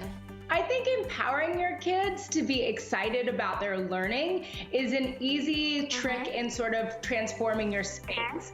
So for me with little boys, I brought everything down to a lower level. All the books, baskets on the floors, so they can take ownership of their tactile learning experiences and really just putting those creative markers and everything where they can reach them and sort of empower themselves. You know, we want flexibility too. I think as a mom and everyone right now is trying to stretch their dollar to the max. I mean, it's really uncertain times right now. COVID-19. So what's interesting in this PayPal study is that we're also seeing credit cards, of course, are a preferred payment, but people are leaning into these like PayPal credit options where you can buy now and pay later. Yeah, things that obviously before COVID, we would never have even thought we'd have needed to make a homeschool environment if that wasn't your learning choice for your child anyway. So it's incredible. And I thank you so much for our viewers for their advice for them, for the other mums out there. It's really kind. Thank you so much, Breegan. You've been amazing. And we'll be right back. Promotional consideration.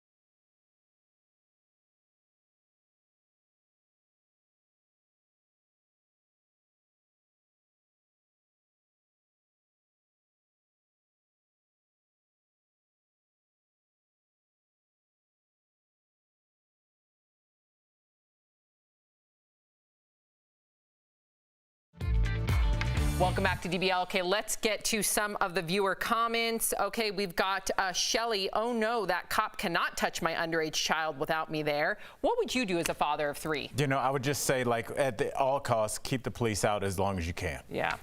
If you're sticking around, here's what's coming up on DBL. Lori Loughlin downsizes, if you want to call it that. We'll show you her new mansion and meet an artist who's using her skills to raise awareness about racism in America. DBL's new Every Day. We'll be right back.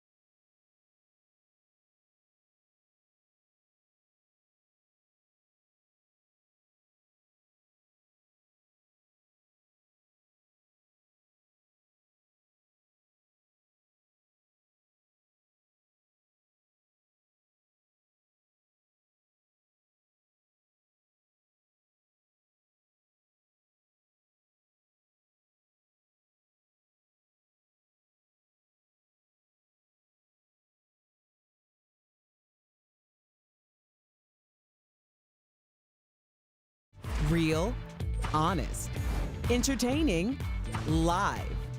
DBL starts right now. 3, 2. Welcome to DBL. I'm Sam here with Al. I always leave my water bottle up here. We just need to get that as a paid sponsor. Come on. I know. Free advertising. Like a Game of Thrones. Yeah, I know. Gaff, right? The coffee left out. Lindsay joining us from home. She didn't have any water out. I know. Any water bottles right there in frame, Lindsay? No, she's a pro. I don't want to show the brand. Okay, good. I don't feel so guilty. But Lindsay's smart. She has hers out of frame. Okay. And also, Lindsay, you're at home. Let's get a glass. That's true, Lindsay. He's right. You know what, Al? I don't want to. Okay, Judge Joe Mathis or whatever you, Judge Joe Brown, relax. She told you to relax. I got that. Lori Loughlin, okay? They have not left the news cycle. Nope. Lori Loughlin and Massimo Giannoli have purchased a $9.5 million home as they await sentencing in the college admission scandal. So they apparently downsized, if you want to call it that, after selling their $19 million Bel Air mansion. So their new pad, there it is. Wow, that's gorgeous. 12,000 square feet, modern farmhouse, is located in LA's exclusive Hidden Hills area. It has 6 bedrooms, 9 bathrooms, a chef's kitchen with marble counters, a walk-in wine cellar, a gym and movie theater. Here's the pool. Spa, okay, there's the movie theater. We got a pool, we got a spa and a fire pit in the backyard, which overlooks the surrounding hills. So the couple will be sentenced on August 21st. Lindsay, now here's the thing. She did enter some sort of a plea deal. We don't know what will happen with that. She's asking to serve 2 months. I don't think that's going to happen. He's asking to serve 5 months. Do you think that they will face time behind bars, and do you think it will be the 2 or the 5 months? I don't know. I mean, if they're taking a plea deal, they kind of waited until the fourth quarter to do so. But 2 to 5 months in a brand new mansion that is downsizing from 30 million to 10 million. I mean, that's pretty lavish life you're living. It doesn't seem like people that are stressed out or worried. Al. Lindsay, it only has one gym, okay? They're really sacrificing. Honestly, I love my job here at DBL, but I'm available to house sit, guys, if you're away. Honestly, the fact that they even think that they can ask, it kind of shows the privilege. Like, here's how much time I've decided I should serve. Like, that's like when a parent's like, what do you think your punishment should be? Are you guys kidding me? Like, this is a real scandal, and it involves large amounts of money. I know college doesn't seem like that big of a deal in the scope of everything going on, but this is a real scandal, and it could affect people for the rest of their life. Oh, it is. The fact that the rich get to place their kids in universities and colleges simply just by buying them spots, by taking away spots from kids that are deserving of it, or athletes that are deserving of it, is absolutely horrific, in my opinion. I think this is the lowest of the low, and I do think that they should have to, I don't want to send anybody to jail at the end of the day, but I do think that she has to suffer these consequences, and I do think that she should face jail time. And don't forget, well. Sam, those scholarships, and Lindsay, you know this as well as Sam, who went to school on the scholarship, those scholarships are for people that may otherwise not be able to get into school. Yeah. That's and a blood, big deal. Sweat, and tears. Exactly. Blood, sweat, and tears. So, hey, we'll have to... Felicity Huffman, what did she do, 11 days? I think that the overwhelming message throughout this whole thing is that if you do this, and we're going to learn in the case of this trial, but if you do this, then nothing will happen. I mean, 11 days, 2 months, 5 months for ruining some kids' lives or taking away an opportunity from somebody who actually deserved it. That they're getting no punishment is what it looks like to me. I know, and I hope that there is some justice. I really do. We'll stay on top of that story, of course. So RuPaul has taken a break from social media. So he's deleted his Twitter and his official Instagram account. Currently has no posts. According to Page Six, RuPaul is done being scrutinized online. The article claims he was criticized for not engaging enough with the Black Lives Matter movement. He was also called out for not having enough diversity on his show, RuPaul's Drag Race, and for being rude to some of the contestants. Lindsay, number one, do you judge people's social media platforms, especially if they have large platforms and then they don't use it to call for justice? And number two, I just want to hear from you personally if you've ever had to take a break from social media.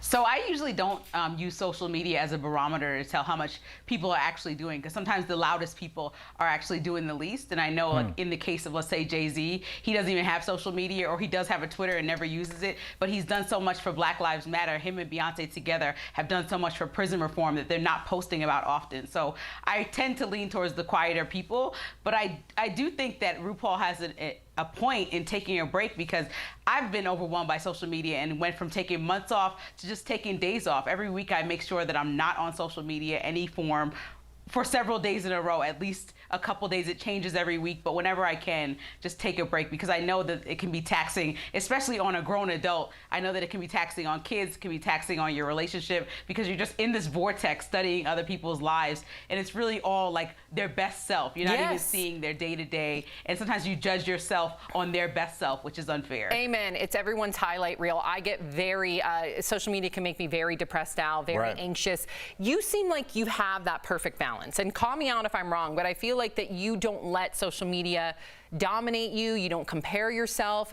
Is that true? Well, I have a juggling act, because I have this job that I love. I have another job I love in stand-up comedy, which I try and make people laugh on my social media. But let's be honest, the last couple 6 months, forever, stuff hasn't really been that funny. So I have to kind of balance that line. And Lindsay, you know this, and Sam as well. You guys prepare for this show more than anybody that I know. And I know that when you open your mouth to speak, you have educated yourself on what you're about to say. I have a lot of comic friends that are like, dude, I'm a goofy comic. I'm getting DMs to speak up on this issue and that issue, and I don't know, and I don't want to say anything that's wrong. So like sometimes people don't say anything because they don't really know what they're talking about, and that's okay too. I think we'd all be a lot better off if people didn't try and speak on everything, but maybe just spoke on the issues that they felt that they were more experts in. It's beautiful. Take a beat, right? That's right. It's okay. If you don't say anything, if you don't know, don't talk.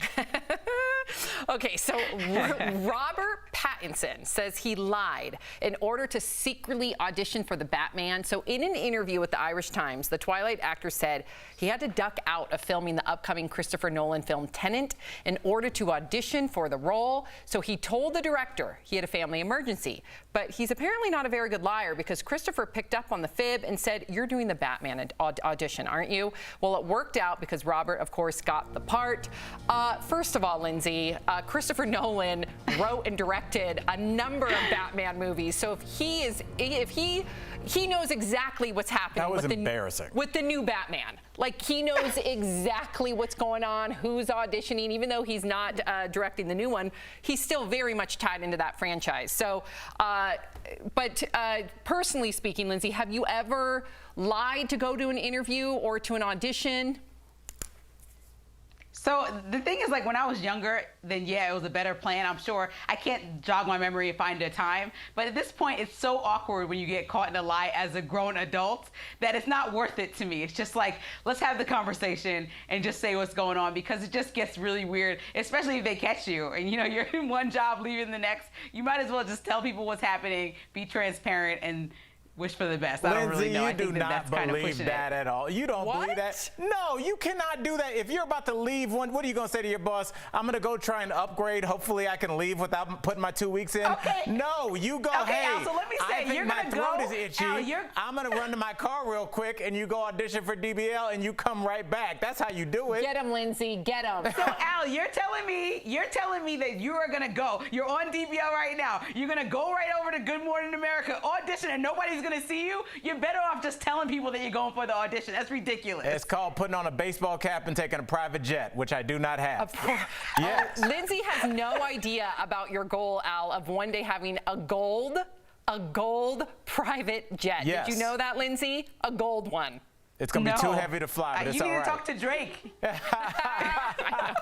I do want to be a passenger on that PJ. See, there you go. A cheerleading dad is teaching his 4-year-old daughter the importance of bouncing back even after you fall. Take a look. 1, 2. Are you okay? Did that hurt? That was kind of dangerous. So make sure you go for the right skill, okay? Because if I say full up and then straddle, and you do a full up and you don't straddle, you're gonna fall. But Daddy will always say, I won't let you hit the ground like that, okay? Oh my gosh, goals. Jaden and her dad, Roland, tried the routine again. This time she nails it. Well done, Jaden.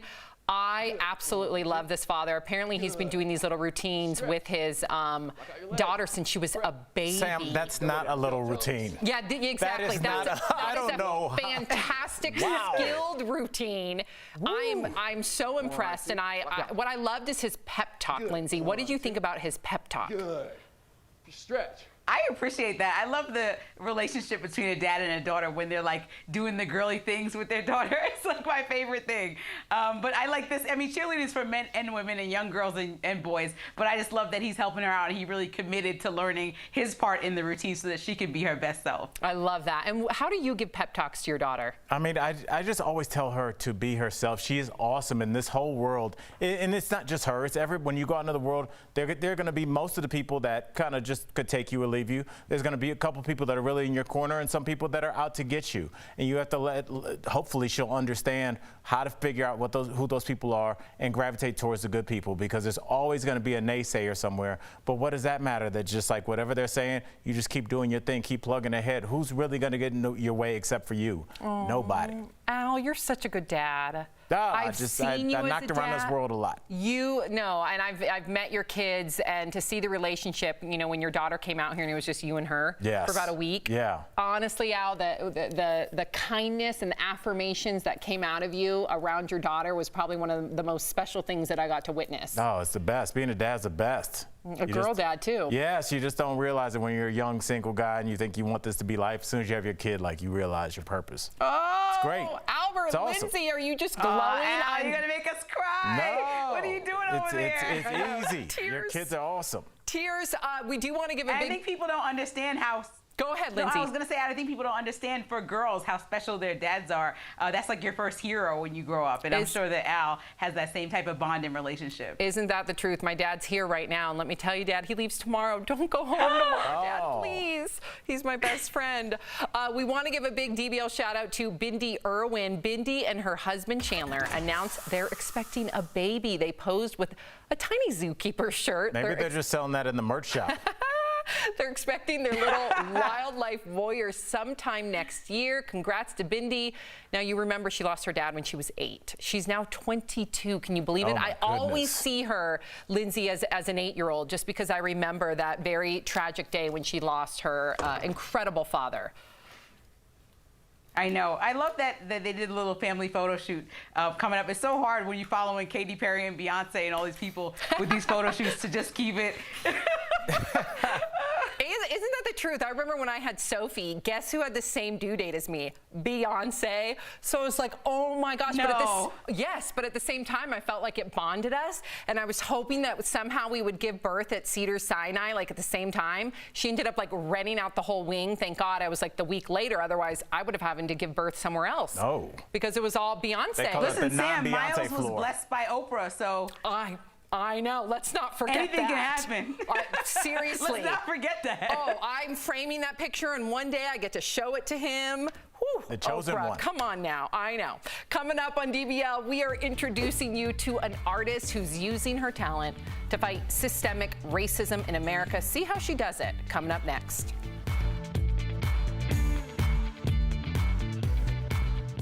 The quarantine.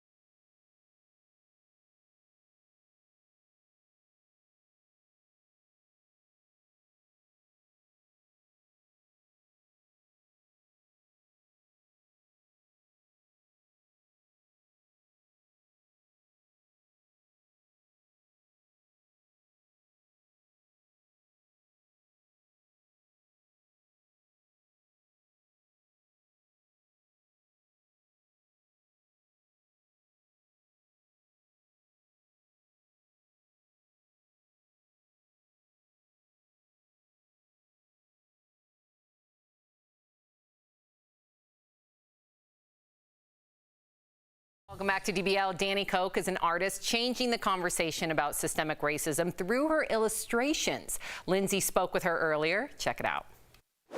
Danny Koch, welcome to DBL. I'm so excited to be here. Thank you for having me. So first, I love your illustrations, and they take on social issues in a very succinct and digestible way. So I have to ask you, what do you hope to achieve with these illustrations? For me, I wanted to approach the conversation in a way that was compassionate, but yet firm. I feel like for a conversation like this, a lot of people don't know their space in it or know how to jump in. So I wanted my graphics to be not only approachable and informational, but also accessible. And I wanted anyone, regardless of the history they have with the conversation of racial injustice, to feel welcomed into the conversation. So does your art target any group specifically? So when I was making the art, it didn't necessarily target a specific group, but I found that the people who were most responsive to it were in fact white women, especially. And I think it's because in the conversation of racial injustice, like I said before, it can be hard to navigate. And especially as a white person who wants to become an ally or an active ally in the conversation, wants to know, where do I start? How do I learn? And so it's been really cool to hear responses from them and saying, like, I finally feel welcome. I finally feel equipped and empowered to have these conversations with my family and make real change. So that's been really inspiring for me. So what do you think about other influencers, specifically white influencers, that want to spread your message? We want to amplify Black voices and decenter our own. So when it comes to sharing my art more specifically, at the beginning, I had a problem with certain influencers taking my art, cropping out my name or putting a filter on it and trying to frame it as though it came from them or their own voice or story. And while I do know that they wanted to start the conversation with their audience, it also came across as if they were trying to take ownership of my work. So I wanted to say, hey, you're all welcome to dive in and your voice is needed, but let's make sure that we're doing our part to amplify Black voices while still having the conversation. Have a lot of people looked at your work and had like this aha moment? I know that some people want to help and don't know how to help, and I think your art is very transparent and clear about ways that you can check your own biases. Yes. So a lot of my favorite messages come from people who are saying, thanks to this caption, like, I'm now able to have these conversations with my family, or thanks to the way you broke this down, I now recognize how privilege affects me in my own life. So while I don't take credit for the origination of a lot of these concepts and ideas, I do want to use art to help make it more accessible. It's amazing. You're using your gift to really share an important message with the world. Yes, thank you so much. I try my best. And you feel that the pandemic is as much as a race issue as it is a health issue. So I have to ask you, how are you dealing with all of this? For me, was very difficult at first, balancing the weight of all of the racial and systemic injustices coupled with a pandemic. And for me, especially seeing headlines that are saying Black people are dying at a disproportionate rate from this disease was honestly very troubling to me. And one thing that I sought to do in my art, I did one piece that said why COVID-19 is ravaging Black America. And I illustrated that systemic racism is the root cause of why Black people are disproportionately affected. So I wanted my art to say, here are all the different branches, the different ways that systemic racism affects the Black community, and why COVID-19 is now a lot worse for the community because of those things. Well, I want everybody to follow you and look at your beautiful artwork. Everybody who wants to follow her, check her out at Oh Happy Danny, or go to her website at ohhappydanny.com. Thank you so much for your activism, and thank you so much for stopping by. Thank you so much for this opportunity. It's been so lovely to talk to you. Bye. We'll be right back. Ladies, what's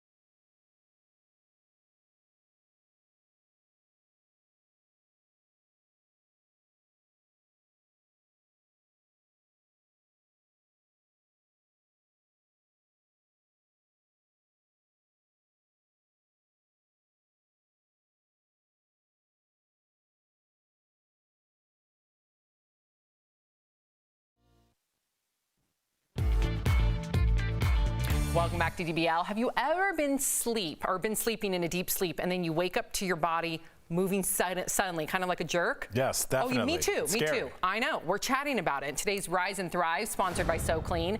They called it hypnic jerks, which I guess can make you feel anxious and then unable to fall back asleep. Experts say 60% of us experience this. It happens when muscles move involuntarily as you transition from wakefulness to sleep.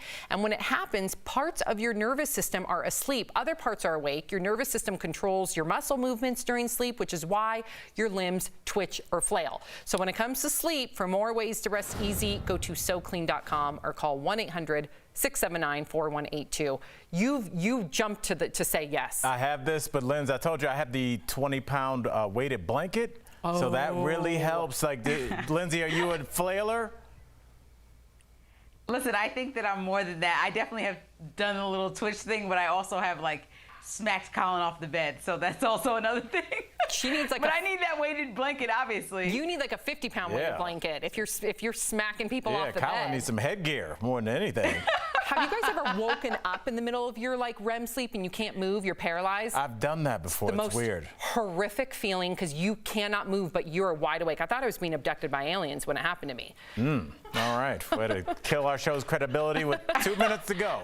All right. Well, I was young now. Tune in for more alien talk. I was young. We're going to be hitting you with stories about. Sam, I've heard people say that before. Thank you, never happened to Lindsay. me, but I understand. Lindsay, I appreciate do you want to do a show tomorrow? I was about 8, Lindsay. 8. We'll be right back.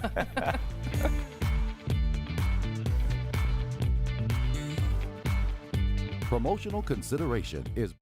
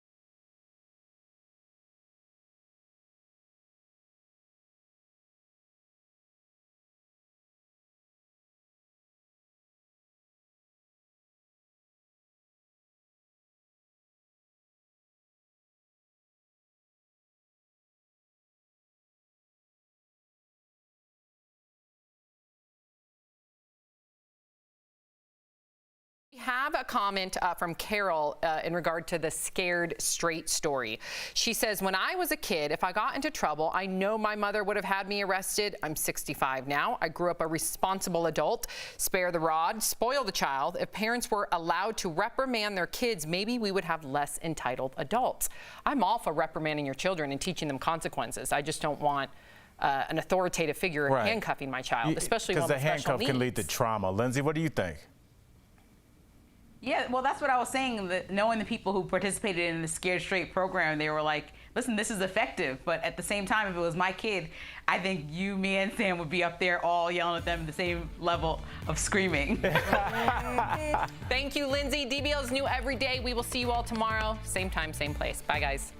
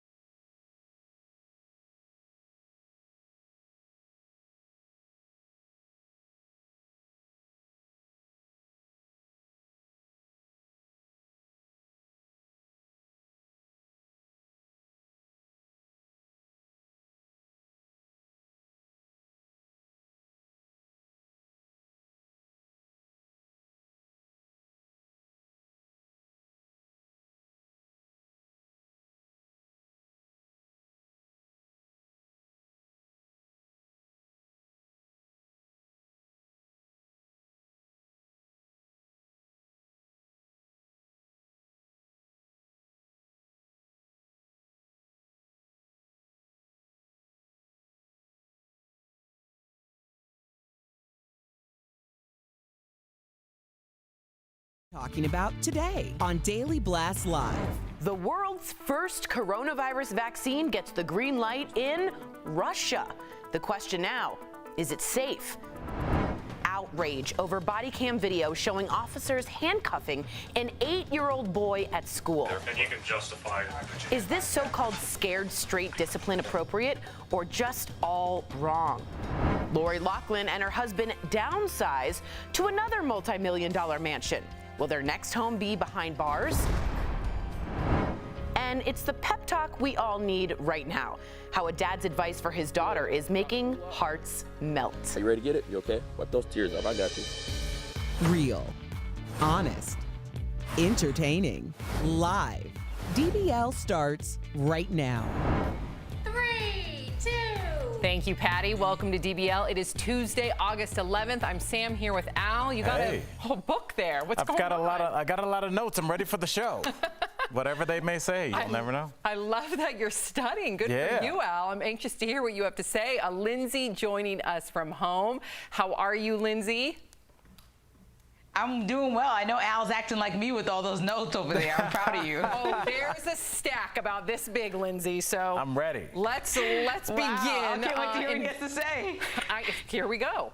In fact, big news from Russian President Vladimir Putin. He announced the approval of the world's first coronavirus vaccine today. He says he knows it's effective, adding that one of his daughters had already taken it. Now, the vaccine is named Sputnik V. Officials say they will vaccinate millions of teachers and frontline workers, but the vaccine has not yet finished clinical trials, raising concerns about its safety. In fact, Lindsay, according to the CDC, 10% of clinical trials are successful, just 10%. So many experts are concerned and wondering, is Russia putting their national prestige, so to speak, ahead of their safety? Yeah, I think that for these things, we need all the experts to say that it's a go. We need it to be peer reviewed. We need clinical trials to go well several times. And for me, I'm not somebody that's just going to jump in to be the guinea pig, especially as a person of color and all the things that we've experienced historically, from the cloning of Henrietta Lacks, that was a medical experiment, to the Tuskegee experiment, which went horribly and used black bodies. And so for me, I need to know that it 100% is okay and not rushed. And I think that's what we're experiencing, because we all want to be healthy, but we all want a cure quickly or a vaccine quickly. But I'm not willing to just be a guinea pig. What about you, Al? Would you ever take part in a clinical trial or jump to? Well, see, that's the problem, saying they haven't, like, not having passed clinical trials is code for we haven't tested it yet. Lindsay is right on with her comments, but I mean, really, he could have said that Robitussin works if he says we haven't done any clinical trials, but my sister took it. I mean, that's what you say on the playground. So, I mean, until they have any kind of tests, I can't believe he's saying this, but I mean, if anybody knows his daughter, let's hope she's doing well, and let's follow her Instagram. Maybe we'll find out. Oh, boy. And they will be voluntary, so he's not mandating that anybody has to take this new vaccine. Just want to confirm that. So there has been a shakeup in the Seattle police force. Police Chief Carmen Best has resigned on the same day that City Council approved cuts to the force. It's all part of a push to change policing in the city. So the City Council stripped about $3 million from the $400 million Seattle police budget. They are also cutting jobs. About 100 officers will be eliminated out of the 1,400 officers on the force. Lindsay, what do you make about these changes? What do you think of the police chief's decision to resign? I think it was extreme just because of the sheer amount that they cut. You said $3 million to $400 million is far cry from the 50% cuts that a lot of protesters were asking for. Also, I did some research, and in Seattle, about 50% or 56% to be exact of the police calls made actually involve criminal activity. That means there's a whole other half of those calls that need mental health checks and other things, and that's where these resources are going to go, to some of those experiences and things that officers are responding to that have nothing to do with criminal activity. And I think we need to police communities with more empathy so we can stop these crime rates from going up. Al? Well, I think this is also a measure, if you really think about it, that's going to protect police. I remember seeing an interview, Linz and Sam, where it was the black head of the police, I believe it's in Arlington, Texas, and he was saying, do you know how many calls we get about a lost dog? We're asking police to do everything, and it's not fair. And when they show up and they are not trained to deal with somebody that's having a mental health episode, they're going to handle things the way police handle things. They're going to handle things the way they would handle a criminal, when it really could just be your loved one that's kind of lost the thread a little bit. So if we have some compassion and put the people in place that are trained for their whole life, social workers, mental health experts, EMTs, all these people in the right place, we'll have a lot less of these incidences, and we'll also be asking less of our police, because we're asking human beings, police are just people, to go into situations they're not trained for. So how could that work out well? And it hasn't. I think that's a really good point. And I just want to be crystal clear here, because I've seen a lot of confusion, not only on my social media, but on our own DBL threads about what defunding the police actually means. And I know that title alone seems very controversial, right? To take away money from a police force. We need the police. Of course we do. But what people are calling for is to actually take some of those sums, again in Seattle, $3 million of that $400 million, and take a portion of the funds to help curb criminality. And in order to help curb criminality, and you can see it in other countries, there's data that proves that if you can invest in your community, to Lindsay's point, meaning to have rehabilitation centers, to have addiction counseling, to have mental health counseling, to have after-school programs, they have seen with that data that when you invest into your community, you actually curb criminality, where you don't need to police, so to speak, your community. community. So I think it's a wonderful thing. I think we need to rename it. I think defunding the police somehow comes off with a negative connotation because we need the police, but I also think we need to be more creative with how we disperse those funds.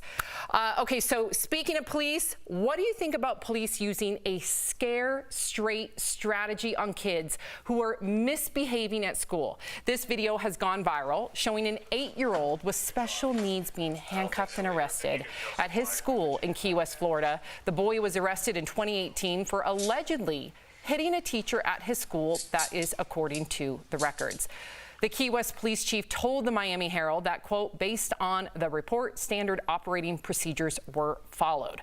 Well, the video was posted by civil rights attorney Benjamin Crump, who claims the officers were using scared straight tactics, scaring kids away from criminal activity by using severe consequences. So before we discuss, we want to know what you think, DBL Nation. Do you think that it's a good idea to do this to teach kids a lesson? Go to dblvote.com to weigh in. Al, you just mentioned in the prior story about training.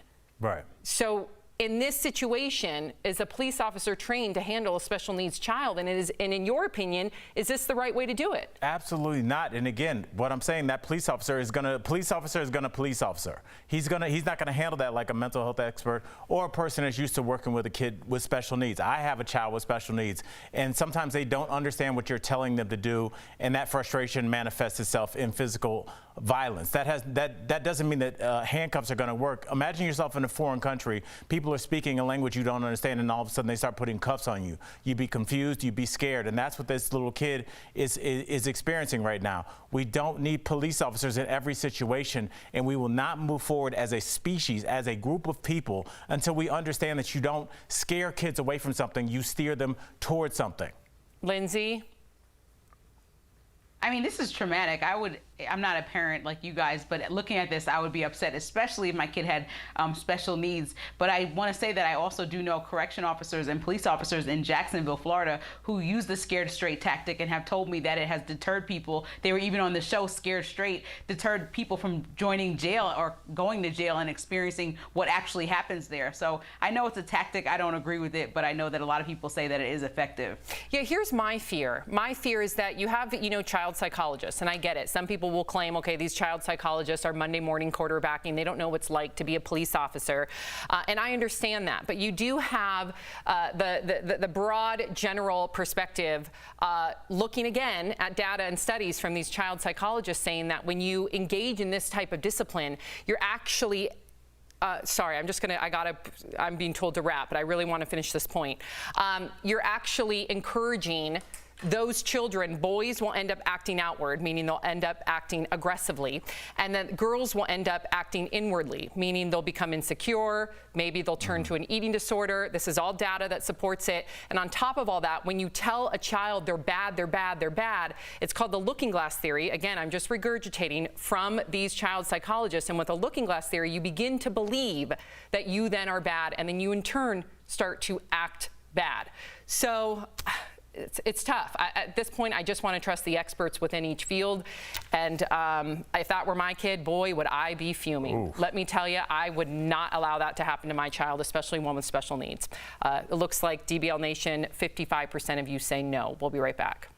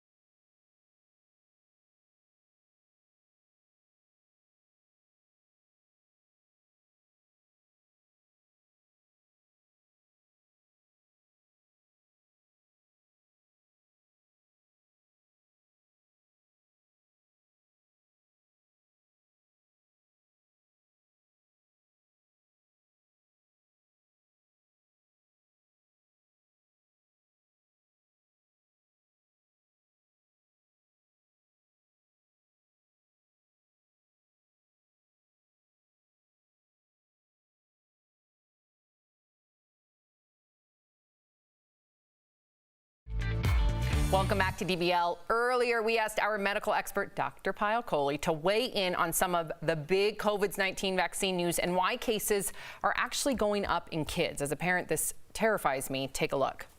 We are all about facts, not fiction. Fear. But we also aren't about fiction. Right.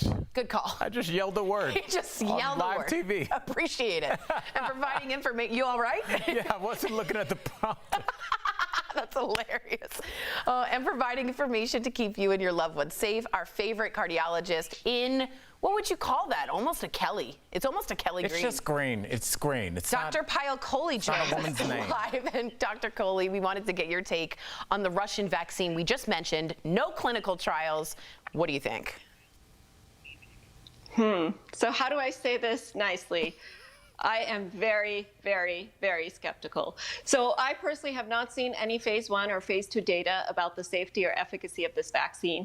And as far as I know, there's no large-scale phase 3 data, only a few hundred patients, according to some reports, or maybe even less, that the vaccine has been tested in. Wow. So without this kind of data, it's very dangerous to be promoting this type of vaccine, because sometimes we only get one shot at having a vaccine and giving it to the population. So it's almost like we had nothing, and all of a sudden this vaccine dropped out of the sky. Too good and to I'm be true. Definitely not ready to sign up. Yeah, too good it to be true. Is definitely too good to be true. I don't know. Putin said it. I'm on board. Yeah, right. You know what? Maybe they were rushing it along. It's got, yeah, there you go. They were rushing it's got a V in there. So or maybe if it had. Maybe if it had a different name instead of Sputnik, I might be more likely to try it. They branded it poorly, I agree. This vaccine is topping the headlines, Doc. Back to schools is at the top of parents' minds, though, right now. And one reason is that over the last month, there's been a 90% increase in the number of COVID-19 cases. Is that a lot? That's so much in children in the U.S. I'm surprised. Dr. Kohli, why such a severe increase? Yes, we have seen such an alarming increase, Tori, and I think there's three main reasons for that. So the first is the total number of cases in the community is increasing. So as that pie gets bigger, the slice of that pie that belongs to the kids also proportionally gets bigger. And this is really what we're seeing in states like California and the states in the South, where the cases are increasing very rapidly. The second reason is increased testing. So up until now, and most recently, we had been testing mostly symptomatic adults. And we know that kids have minimal or no symptoms with this infection. And now that we've realized that kids can catch and spread it, we started testing more kids, even some of those asymptomatic kids. And so we're finding it more. And then the third reason we've been talking about as well earlier this week and last week is that kids are now congregating more. They're coming out of their quarantine bubbles. Schools are opening up. They're interacting more than they used to. And that's the reason for the increase. Wow, 90%. That's a lot. Dr. Kohli, now, if we're speaking about different age groups, what advice do you have for parents of elementary school kids? That's a good question, Al. So elementary school kids, if you can imagine to back when you were in elementary school, they don't really have a concept of the science. They don't understand that the virus is spread through person-to-person interaction. They don't understand that masks are safe. They don't know how to wash their hands well. They don't know that hand sanitizer is not edible. So it's really the parent's job to incorporate all of these techniques into the child's routine at home, to change their culture a little bit, get them used to these types of changes so that when they do head back to school, they're able to incorporate these easily. So this is a photo of my nephew who's almost 3 years old, and I've been working really hard to teach him how to wear masks on the playground and how to wear eye protection. But you know, he's such a ladies' man that I just can't keep him away from the girls. I love it. So he doesn't get the concept of physical distancing. He's a mini It looked like he was confronting her over a scooter issue. Like that, I need to talk to you. Just give it back and there won't be any problems. Yeah, I need to discuss this with you. That is so cute. You know, what's so funny, Doc, is that Al and I were talking about when the need to survival in the makeup room was that we need to adapt. So adaptation for the kids is masks might be scary, but it's got to start now. Otherwise, we're all going to have COVID forever. You know what I'm saying? So adaptation needs to be flexibility, movement with that, don't you think? Yeah, just one more adjective and we got it. Absolutely. And you know what, you guys, I would recommend parents to incorporate it. Like for my nephew, I taught him that it's part of his superhero costume. Yeah. And for someone else, it could be part of their bedtime story, because there's some concern that experts have that if kids don't wear masks properly, it can actually increase the risk to the kids because they're touching it or they're not covering properly. So it is really important to adapt and teach your child how to wear those masks correctly. All right, so Doc, it's flexibility and adaptation will help us with our ingenuity in terms of these masks. Thank you so much, Dr. Absolutely. Thank you for not mocking me. And tell your nephew, I think he's adorable. You'll be back tomorrow, of course. If you guys all have a question about coronavirus and you want answered by Dr. Coley, write us on social media. You can email info@dailyblastlive.com. There's no panic, just prevention and precautions. Okay, you didn't just shout a random word. We'll be right back.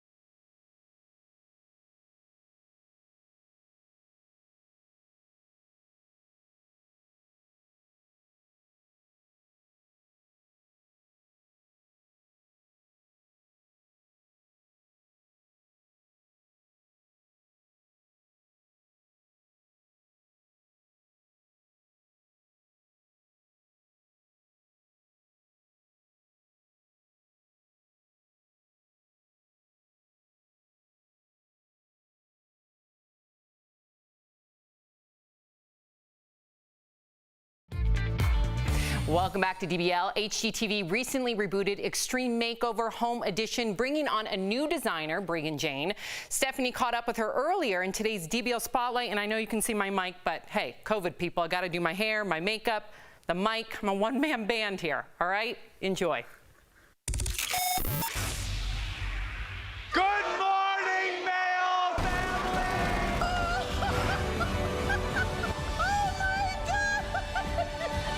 We're joined by Breegan Jane, one of the newest designers of HGTV's Extreme Makeover Home Edition. Breegan, I love this show. It's a makeover classic that's been rebooted earlier this year. So tell us, what's your design style and what was your favorite makeover of the show so far this year? It was really hard to have a favorite because each story is so emotional and personal. And I would say that my design style always creep in with the mom tips and the family environments. Well, a lot of us are spending way more time at home right now, so redecorating and fixing up the house has been all of our thing to do. So what's been the go-to summer makeover that you've seen a lot of people be pulling off at home? I think every parent right now is getting ready for this back to school moment. And we're seeing that people are preparing for both traditional and non-traditional learning environments. So we are seeing a lot of purchases in the furnishing space and bookshelves, and people are really caring about that environment at home, and their dollars are showing it. PayPal actually did a recent study of K through 12 students as well as college students, and what we're seeing is people are spending more money preparing for both scenarios. And I mean, you've got two boys, so I imagine your hands are completely full. So when you're not designing, you're busy looking after them, and you were just mentioning obviously everyone's getting ready to go back to school. So what would be your advice for other parents that are in the same position? I think empowering your kids to be excited about their learning is an easy trick in sort of transforming your space. So for me with little boys, I brought everything down to a lower level. All the books, baskets on the floors, so they can take ownership of their tactile learning experiences and really just putting those creative markers and everything where they can reach them and sort of empower themselves. You know, we want flexibility too. I think as a mom and everyone right now is trying to stretch their dollar to the max. I mean, it's really uncertain times right now. COVID-19. So what's interesting in this PayPal study is that we're also seeing credit cards, of course, are a preferred payment, but people are leaning into these like PayPal credit options where you can buy now and pay later. Yeah, things that before, obviously before COVID, we would never have even thought we'd have needed to make a homeschool environment if that wasn't your learning choice for your child anyway. So it's incredible, and I thank you so much for our viewers for their advice for them, for the other mums out there. It's really kind. Thank you so much, Breegan. You've been amazing, and we'll be right back. Promotion.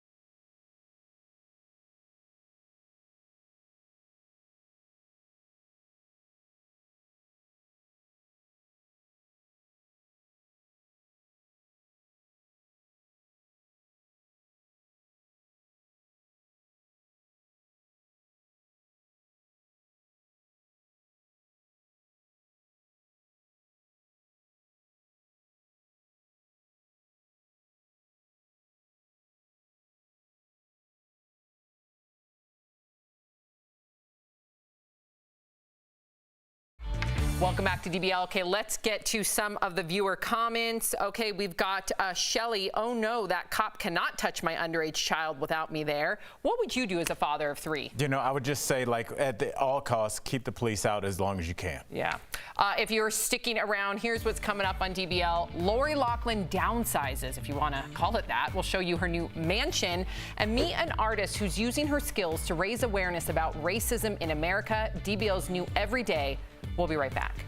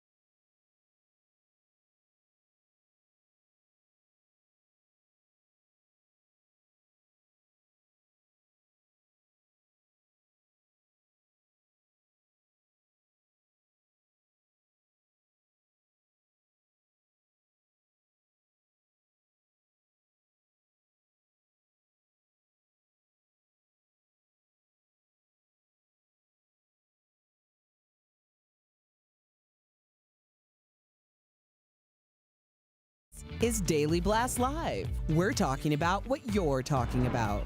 Real, honest, entertaining, live. DBL starts right now. 3, 2.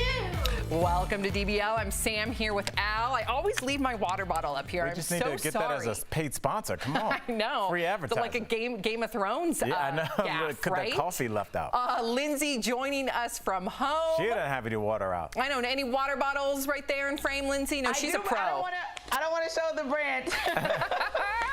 Okay, good. I don't feel so guilty. But Lindsay's smart. She has hers out of frame.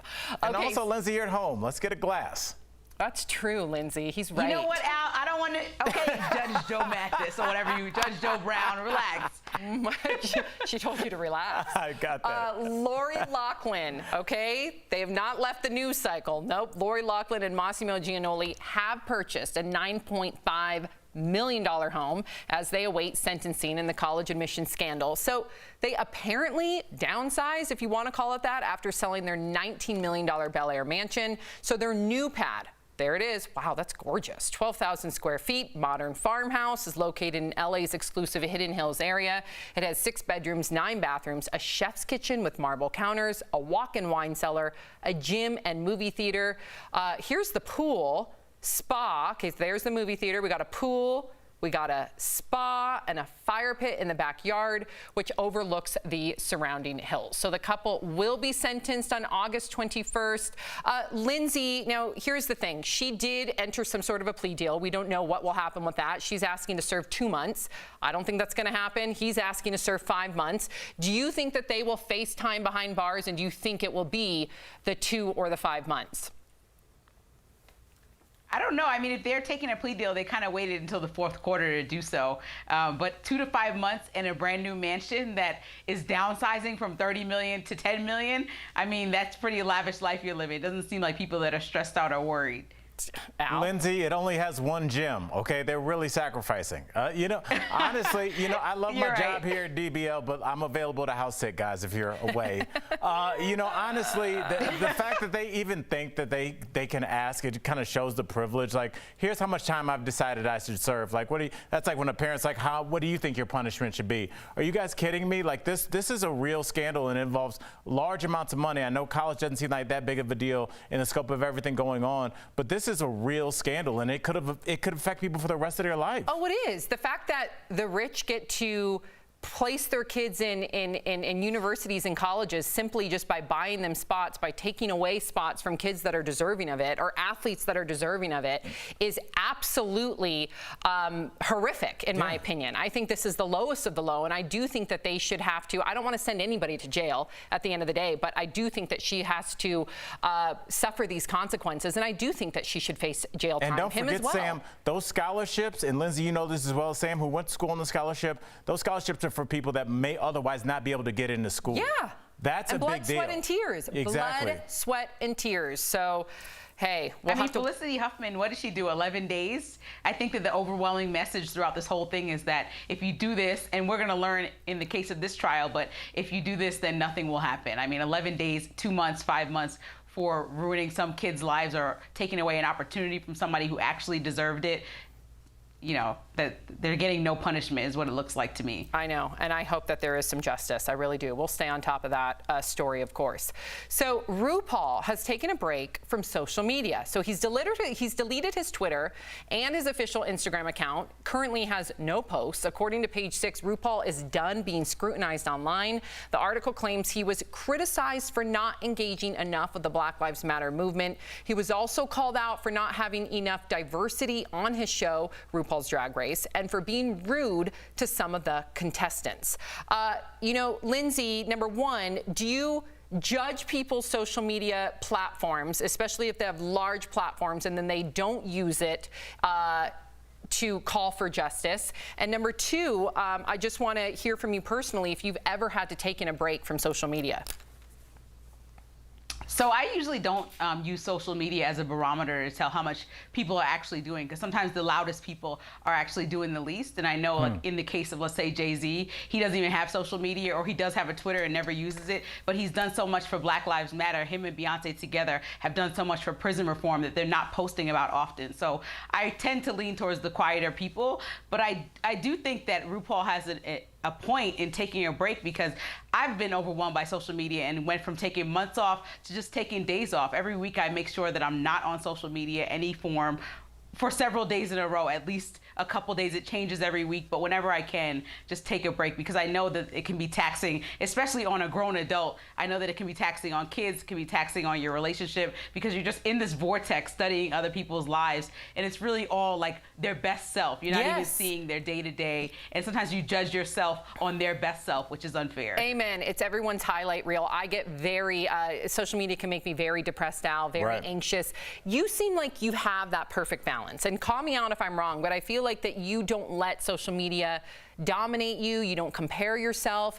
Is that true? Well, I have a juggling act, because I have this job that I love. I have another job I love in stand-up comedy, which I try and make people laugh on my social media. But let's be honest, the last couple 6 months, forever, stuff hasn't really been that funny. So I have to kind of balance that line. And Lindsay, you know this, and Sam as well. You guys prepare for this show more than anybody that I know. And I know that when you open your mouth to speak, you have educated yourself on what you're about to say. I have a lot of comic friends that are like, dude, I'm a goofy comic. I'm getting DMs to speak up on this issue and that issue, and I don't know, and I don't want to say anything that's wrong. So like sometimes people don't say anything because they don't really know what they're talking about, and that's okay too. I think we'd all be a lot better off if people didn't try and speak on everything, but maybe just spoke on the issues that they felt that they were more experts in. It's beautiful. Take a beat, right? That's right. It's okay. If you don't say anything, if you don't know, don't talk. Okay, so Robert Pattinson Pattinson says he lied in order to secretly audition for the Batman. So in an interview with the Irish Times, the Twilight actor said he had to duck out of filming the upcoming Christopher Nolan film Tenet in order to audition for the role. So he told the director he had a family emergency. But he's apparently not a very good liar, because Christopher picked up on the fib and said, "You're doing the Batman audition, aren't you?" Well, it worked out because Robert, of course, got the part.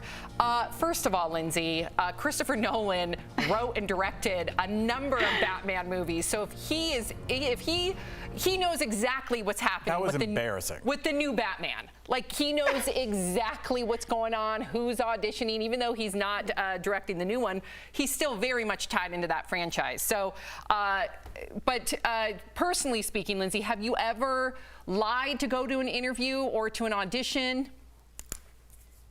So the thing is, like, when I was younger, then yeah, it was a better plan. I'm sure I can't jog my memory and find a time. But at this point, it's so awkward when you get caught in a lie as a grown adult that it's not worth it to me. It's just like, let's have the conversation and just say what's going on, because it just gets really weird, especially if they catch you and, you know, you're in one job, leaving the next. You might as well just tell people what's happening, be transparent, and wish for the best. I don't really know. You I think do not that's kind of believe that at all. You don't believe that? No, you cannot do that. If you're about to leave, what are you going to say to your boss? I'm going to go try and upgrade. Hopefully I can leave without putting my 2 weeks in. Okay. No, you go, okay, hey, Al, so let me say, I think you're my gonna throat go, is itchy. Al, I'm going to run to my car real quick, and you go audition for DBL, and you come right back. That's how you do it. Get him, Lindsay. Get him. So, Al, you're telling me that you are going to go. You're on DBL right now. You're going to go right over to Good Morning America, audition, and nobody's going to see you? You're better off just telling people that you're going for the audition. That's ridiculous. It's called putting on a baseball cap and taking a private jet, which I do not have.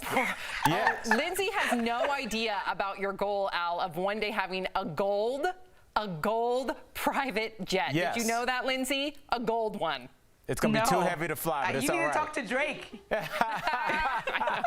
I do want to be a passenger on that PJ. See, there you go. Mm-hmm. A cheerleading dad is teaching his 4-year-old daughter the importance of bouncing back even after you fall. Take a look. 1, 2. Are you okay? Did that hurt? That was kind of dangerous. So make sure you go for the right skill, okay? Because if I say full up and then straddle, and you do a full up and you don't straddle, you're gonna fall. But Daddy will always save you. I won't let you hit the ground like that, okay? Oh my gosh, goals. Jaden and her dad, Roland, tried the routine again. This time she nails it. Well done, Jaden. I absolutely love this father. Apparently he's been doing these little routines with his daughter since she was a baby. Sam, that's not a little routine. Yeah, exactly. That is I don't know. Fantastic, skilled routine. I'm so impressed, and what I loved is his pep talk, Lindsay. What did you think about his pep talk? Good. Stretch. I appreciate that. I love the relationship between a dad and a daughter when they're like doing the girly things with their daughter. It's like my favorite thing. But I like this. I mean, cheerleading is for men and women and young girls and boys. But I just love that he's helping her out, and he really committed to learning his part in the routine so that she can be her best self. I love that. And how do you give pep talks to your daughter? I mean, I just always tell her to be herself. She is awesome in this whole world. And it's not just her. It's when you go out into the world, there are going to be most of the people that kind of just could take you or leave you. There's going to be a couple people that are really in your corner and some people that are out to get you. And you have to hopefully she'll understand how to figure out who those people are and gravitate towards the good people, because there's always going to be a naysayer somewhere. But what does that matter? That just like whatever they're saying, you just keep doing your thing, keep plugging ahead. Who's really going to get in your way except for you? Aww. Nobody. Al, you're such a good dad. I've knocked around this world a lot. And I've met your kids, and to see the relationship, you know, when your daughter came out here and it was just you and her for about a week. Yeah. Honestly, Al, the kindness and the affirmations that came out of you around your daughter was probably one of the most special things that I got to witness. Oh, it's the best. Being a dad's the best. A girl dad too. Yes, you just don't realize it when you're a young single guy and you think you want this to be life. As soon as you have your kid, like, you realize your purpose. Oh, it's great. Albert, it's awesome. Lindsay, are you just glowing? Al, you're gonna make us cry. No. What are you doing over there? It's easy. Your kids are awesome. Tears. We do want to give a I big. think people don't understand how Go ahead, No, Lindsay. I was going to say, I think people don't understand for girls how special their dads are. That's like your first hero when you grow up. And I'm sure that Al has that same type of bond and relationship. Isn't that the truth? My dad's here right now. And let me tell you, Dad, he leaves tomorrow. Don't go home tomorrow, Dad, please. He's my best friend. We want to give a big DBL shout out to Bindi Irwin. Bindi and her husband, Chandler, announced they're expecting a baby. They posed with a tiny zookeeper shirt. Maybe they're just selling that in the merch shop. They're expecting their little wildlife warrior sometime next year. Congrats to Bindi. Now, you remember she lost her dad when she was 8. She's now 22. Can you believe it? I always see her, Lindsay, as an 8-year-old, just because I remember that very tragic day when she lost her incredible father.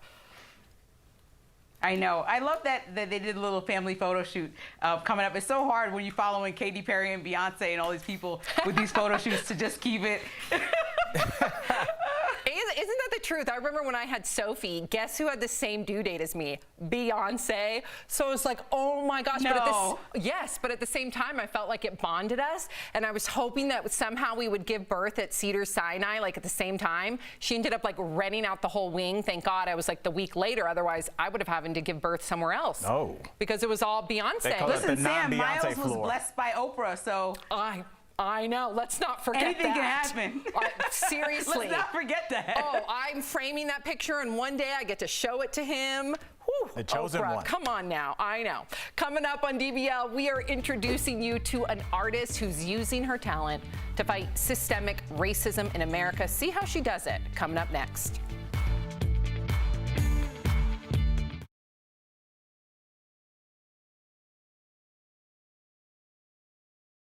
18 pounds in your first 2.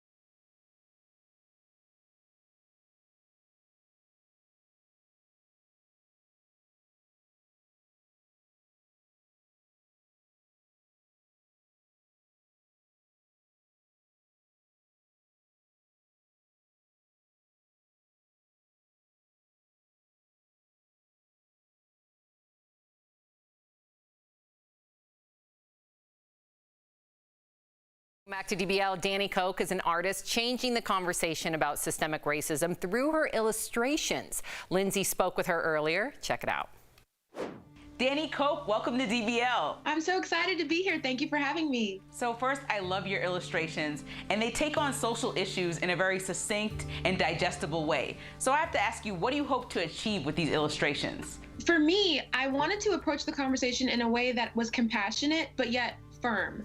I feel like for a conversation like this, a lot of people don't know their space in it or know how to jump in. So I wanted my graphics to be not only approachable and informational, but also accessible. And I wanted anyone, regardless of the history they have with the conversation of racial injustice, to feel welcomed into the conversation. So does your art target any group specifically? So when I was making the art, it didn't necessarily target a specific group, but I found that the people who were most responsive to it were in fact white women, especially.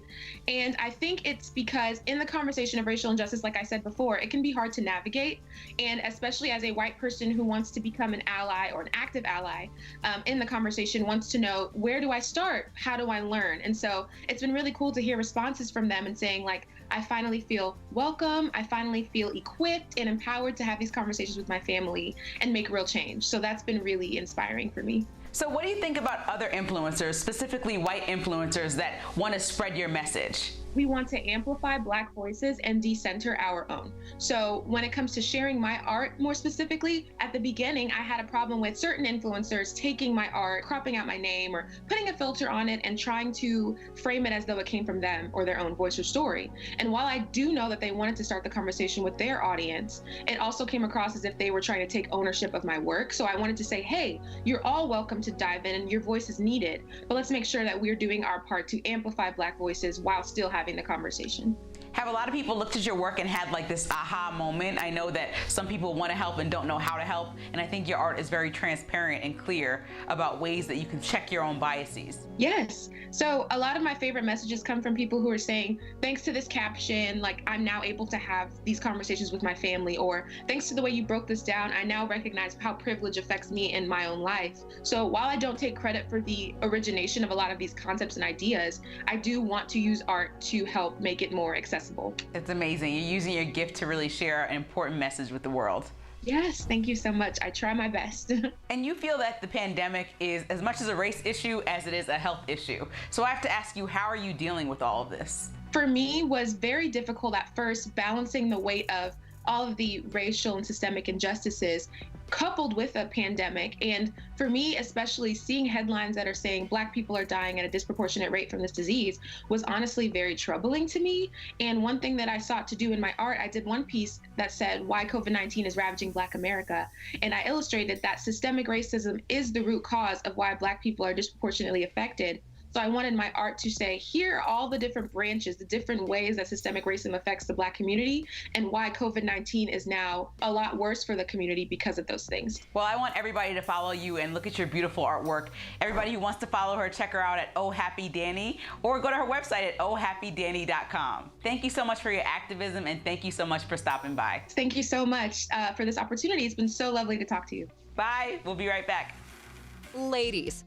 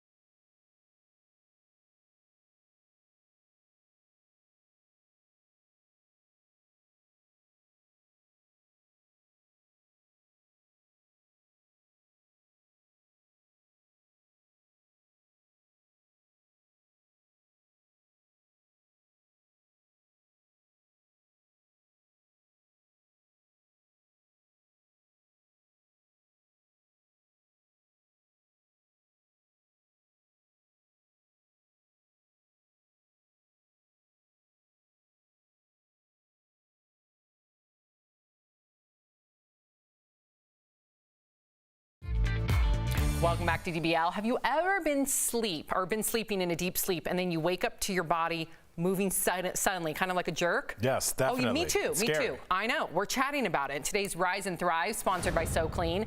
They called it hypnic jerks, which I guess can make you feel anxious and then unable to fall back asleep. Experts say 60% of us experience this. It happens when muscles move involuntarily as you transition from wakefulness to sleep. And when it happens, parts of your nervous system are asleep. Other parts are awake. Your nervous system controls your muscle movements during sleep, which is why your limbs twitch or flail. So when it comes to sleep, for more ways to rest easy, go to SoClean.com or call 1-800-679-4182.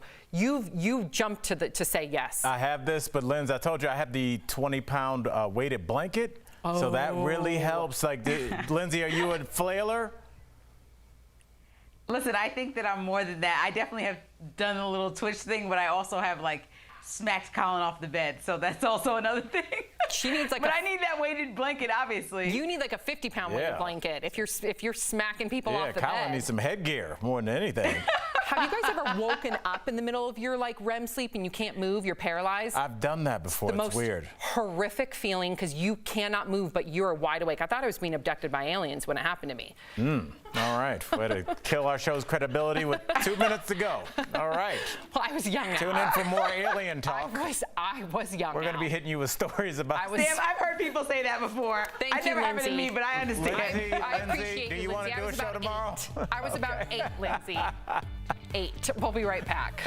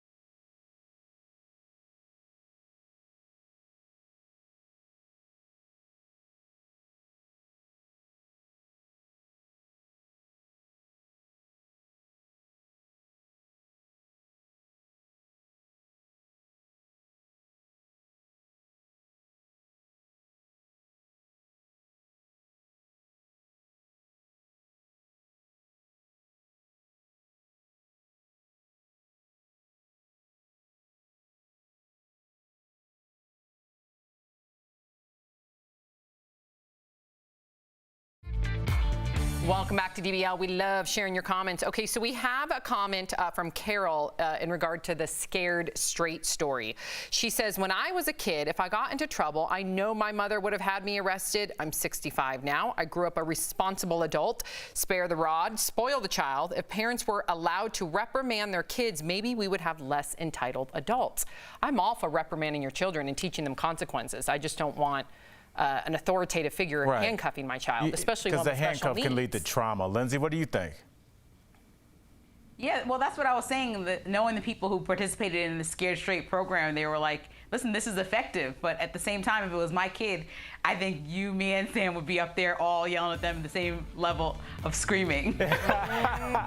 Thank you, Lindsay. DBL is new every day. We will see you all tomorrow. Same time, same place. Bye, guys.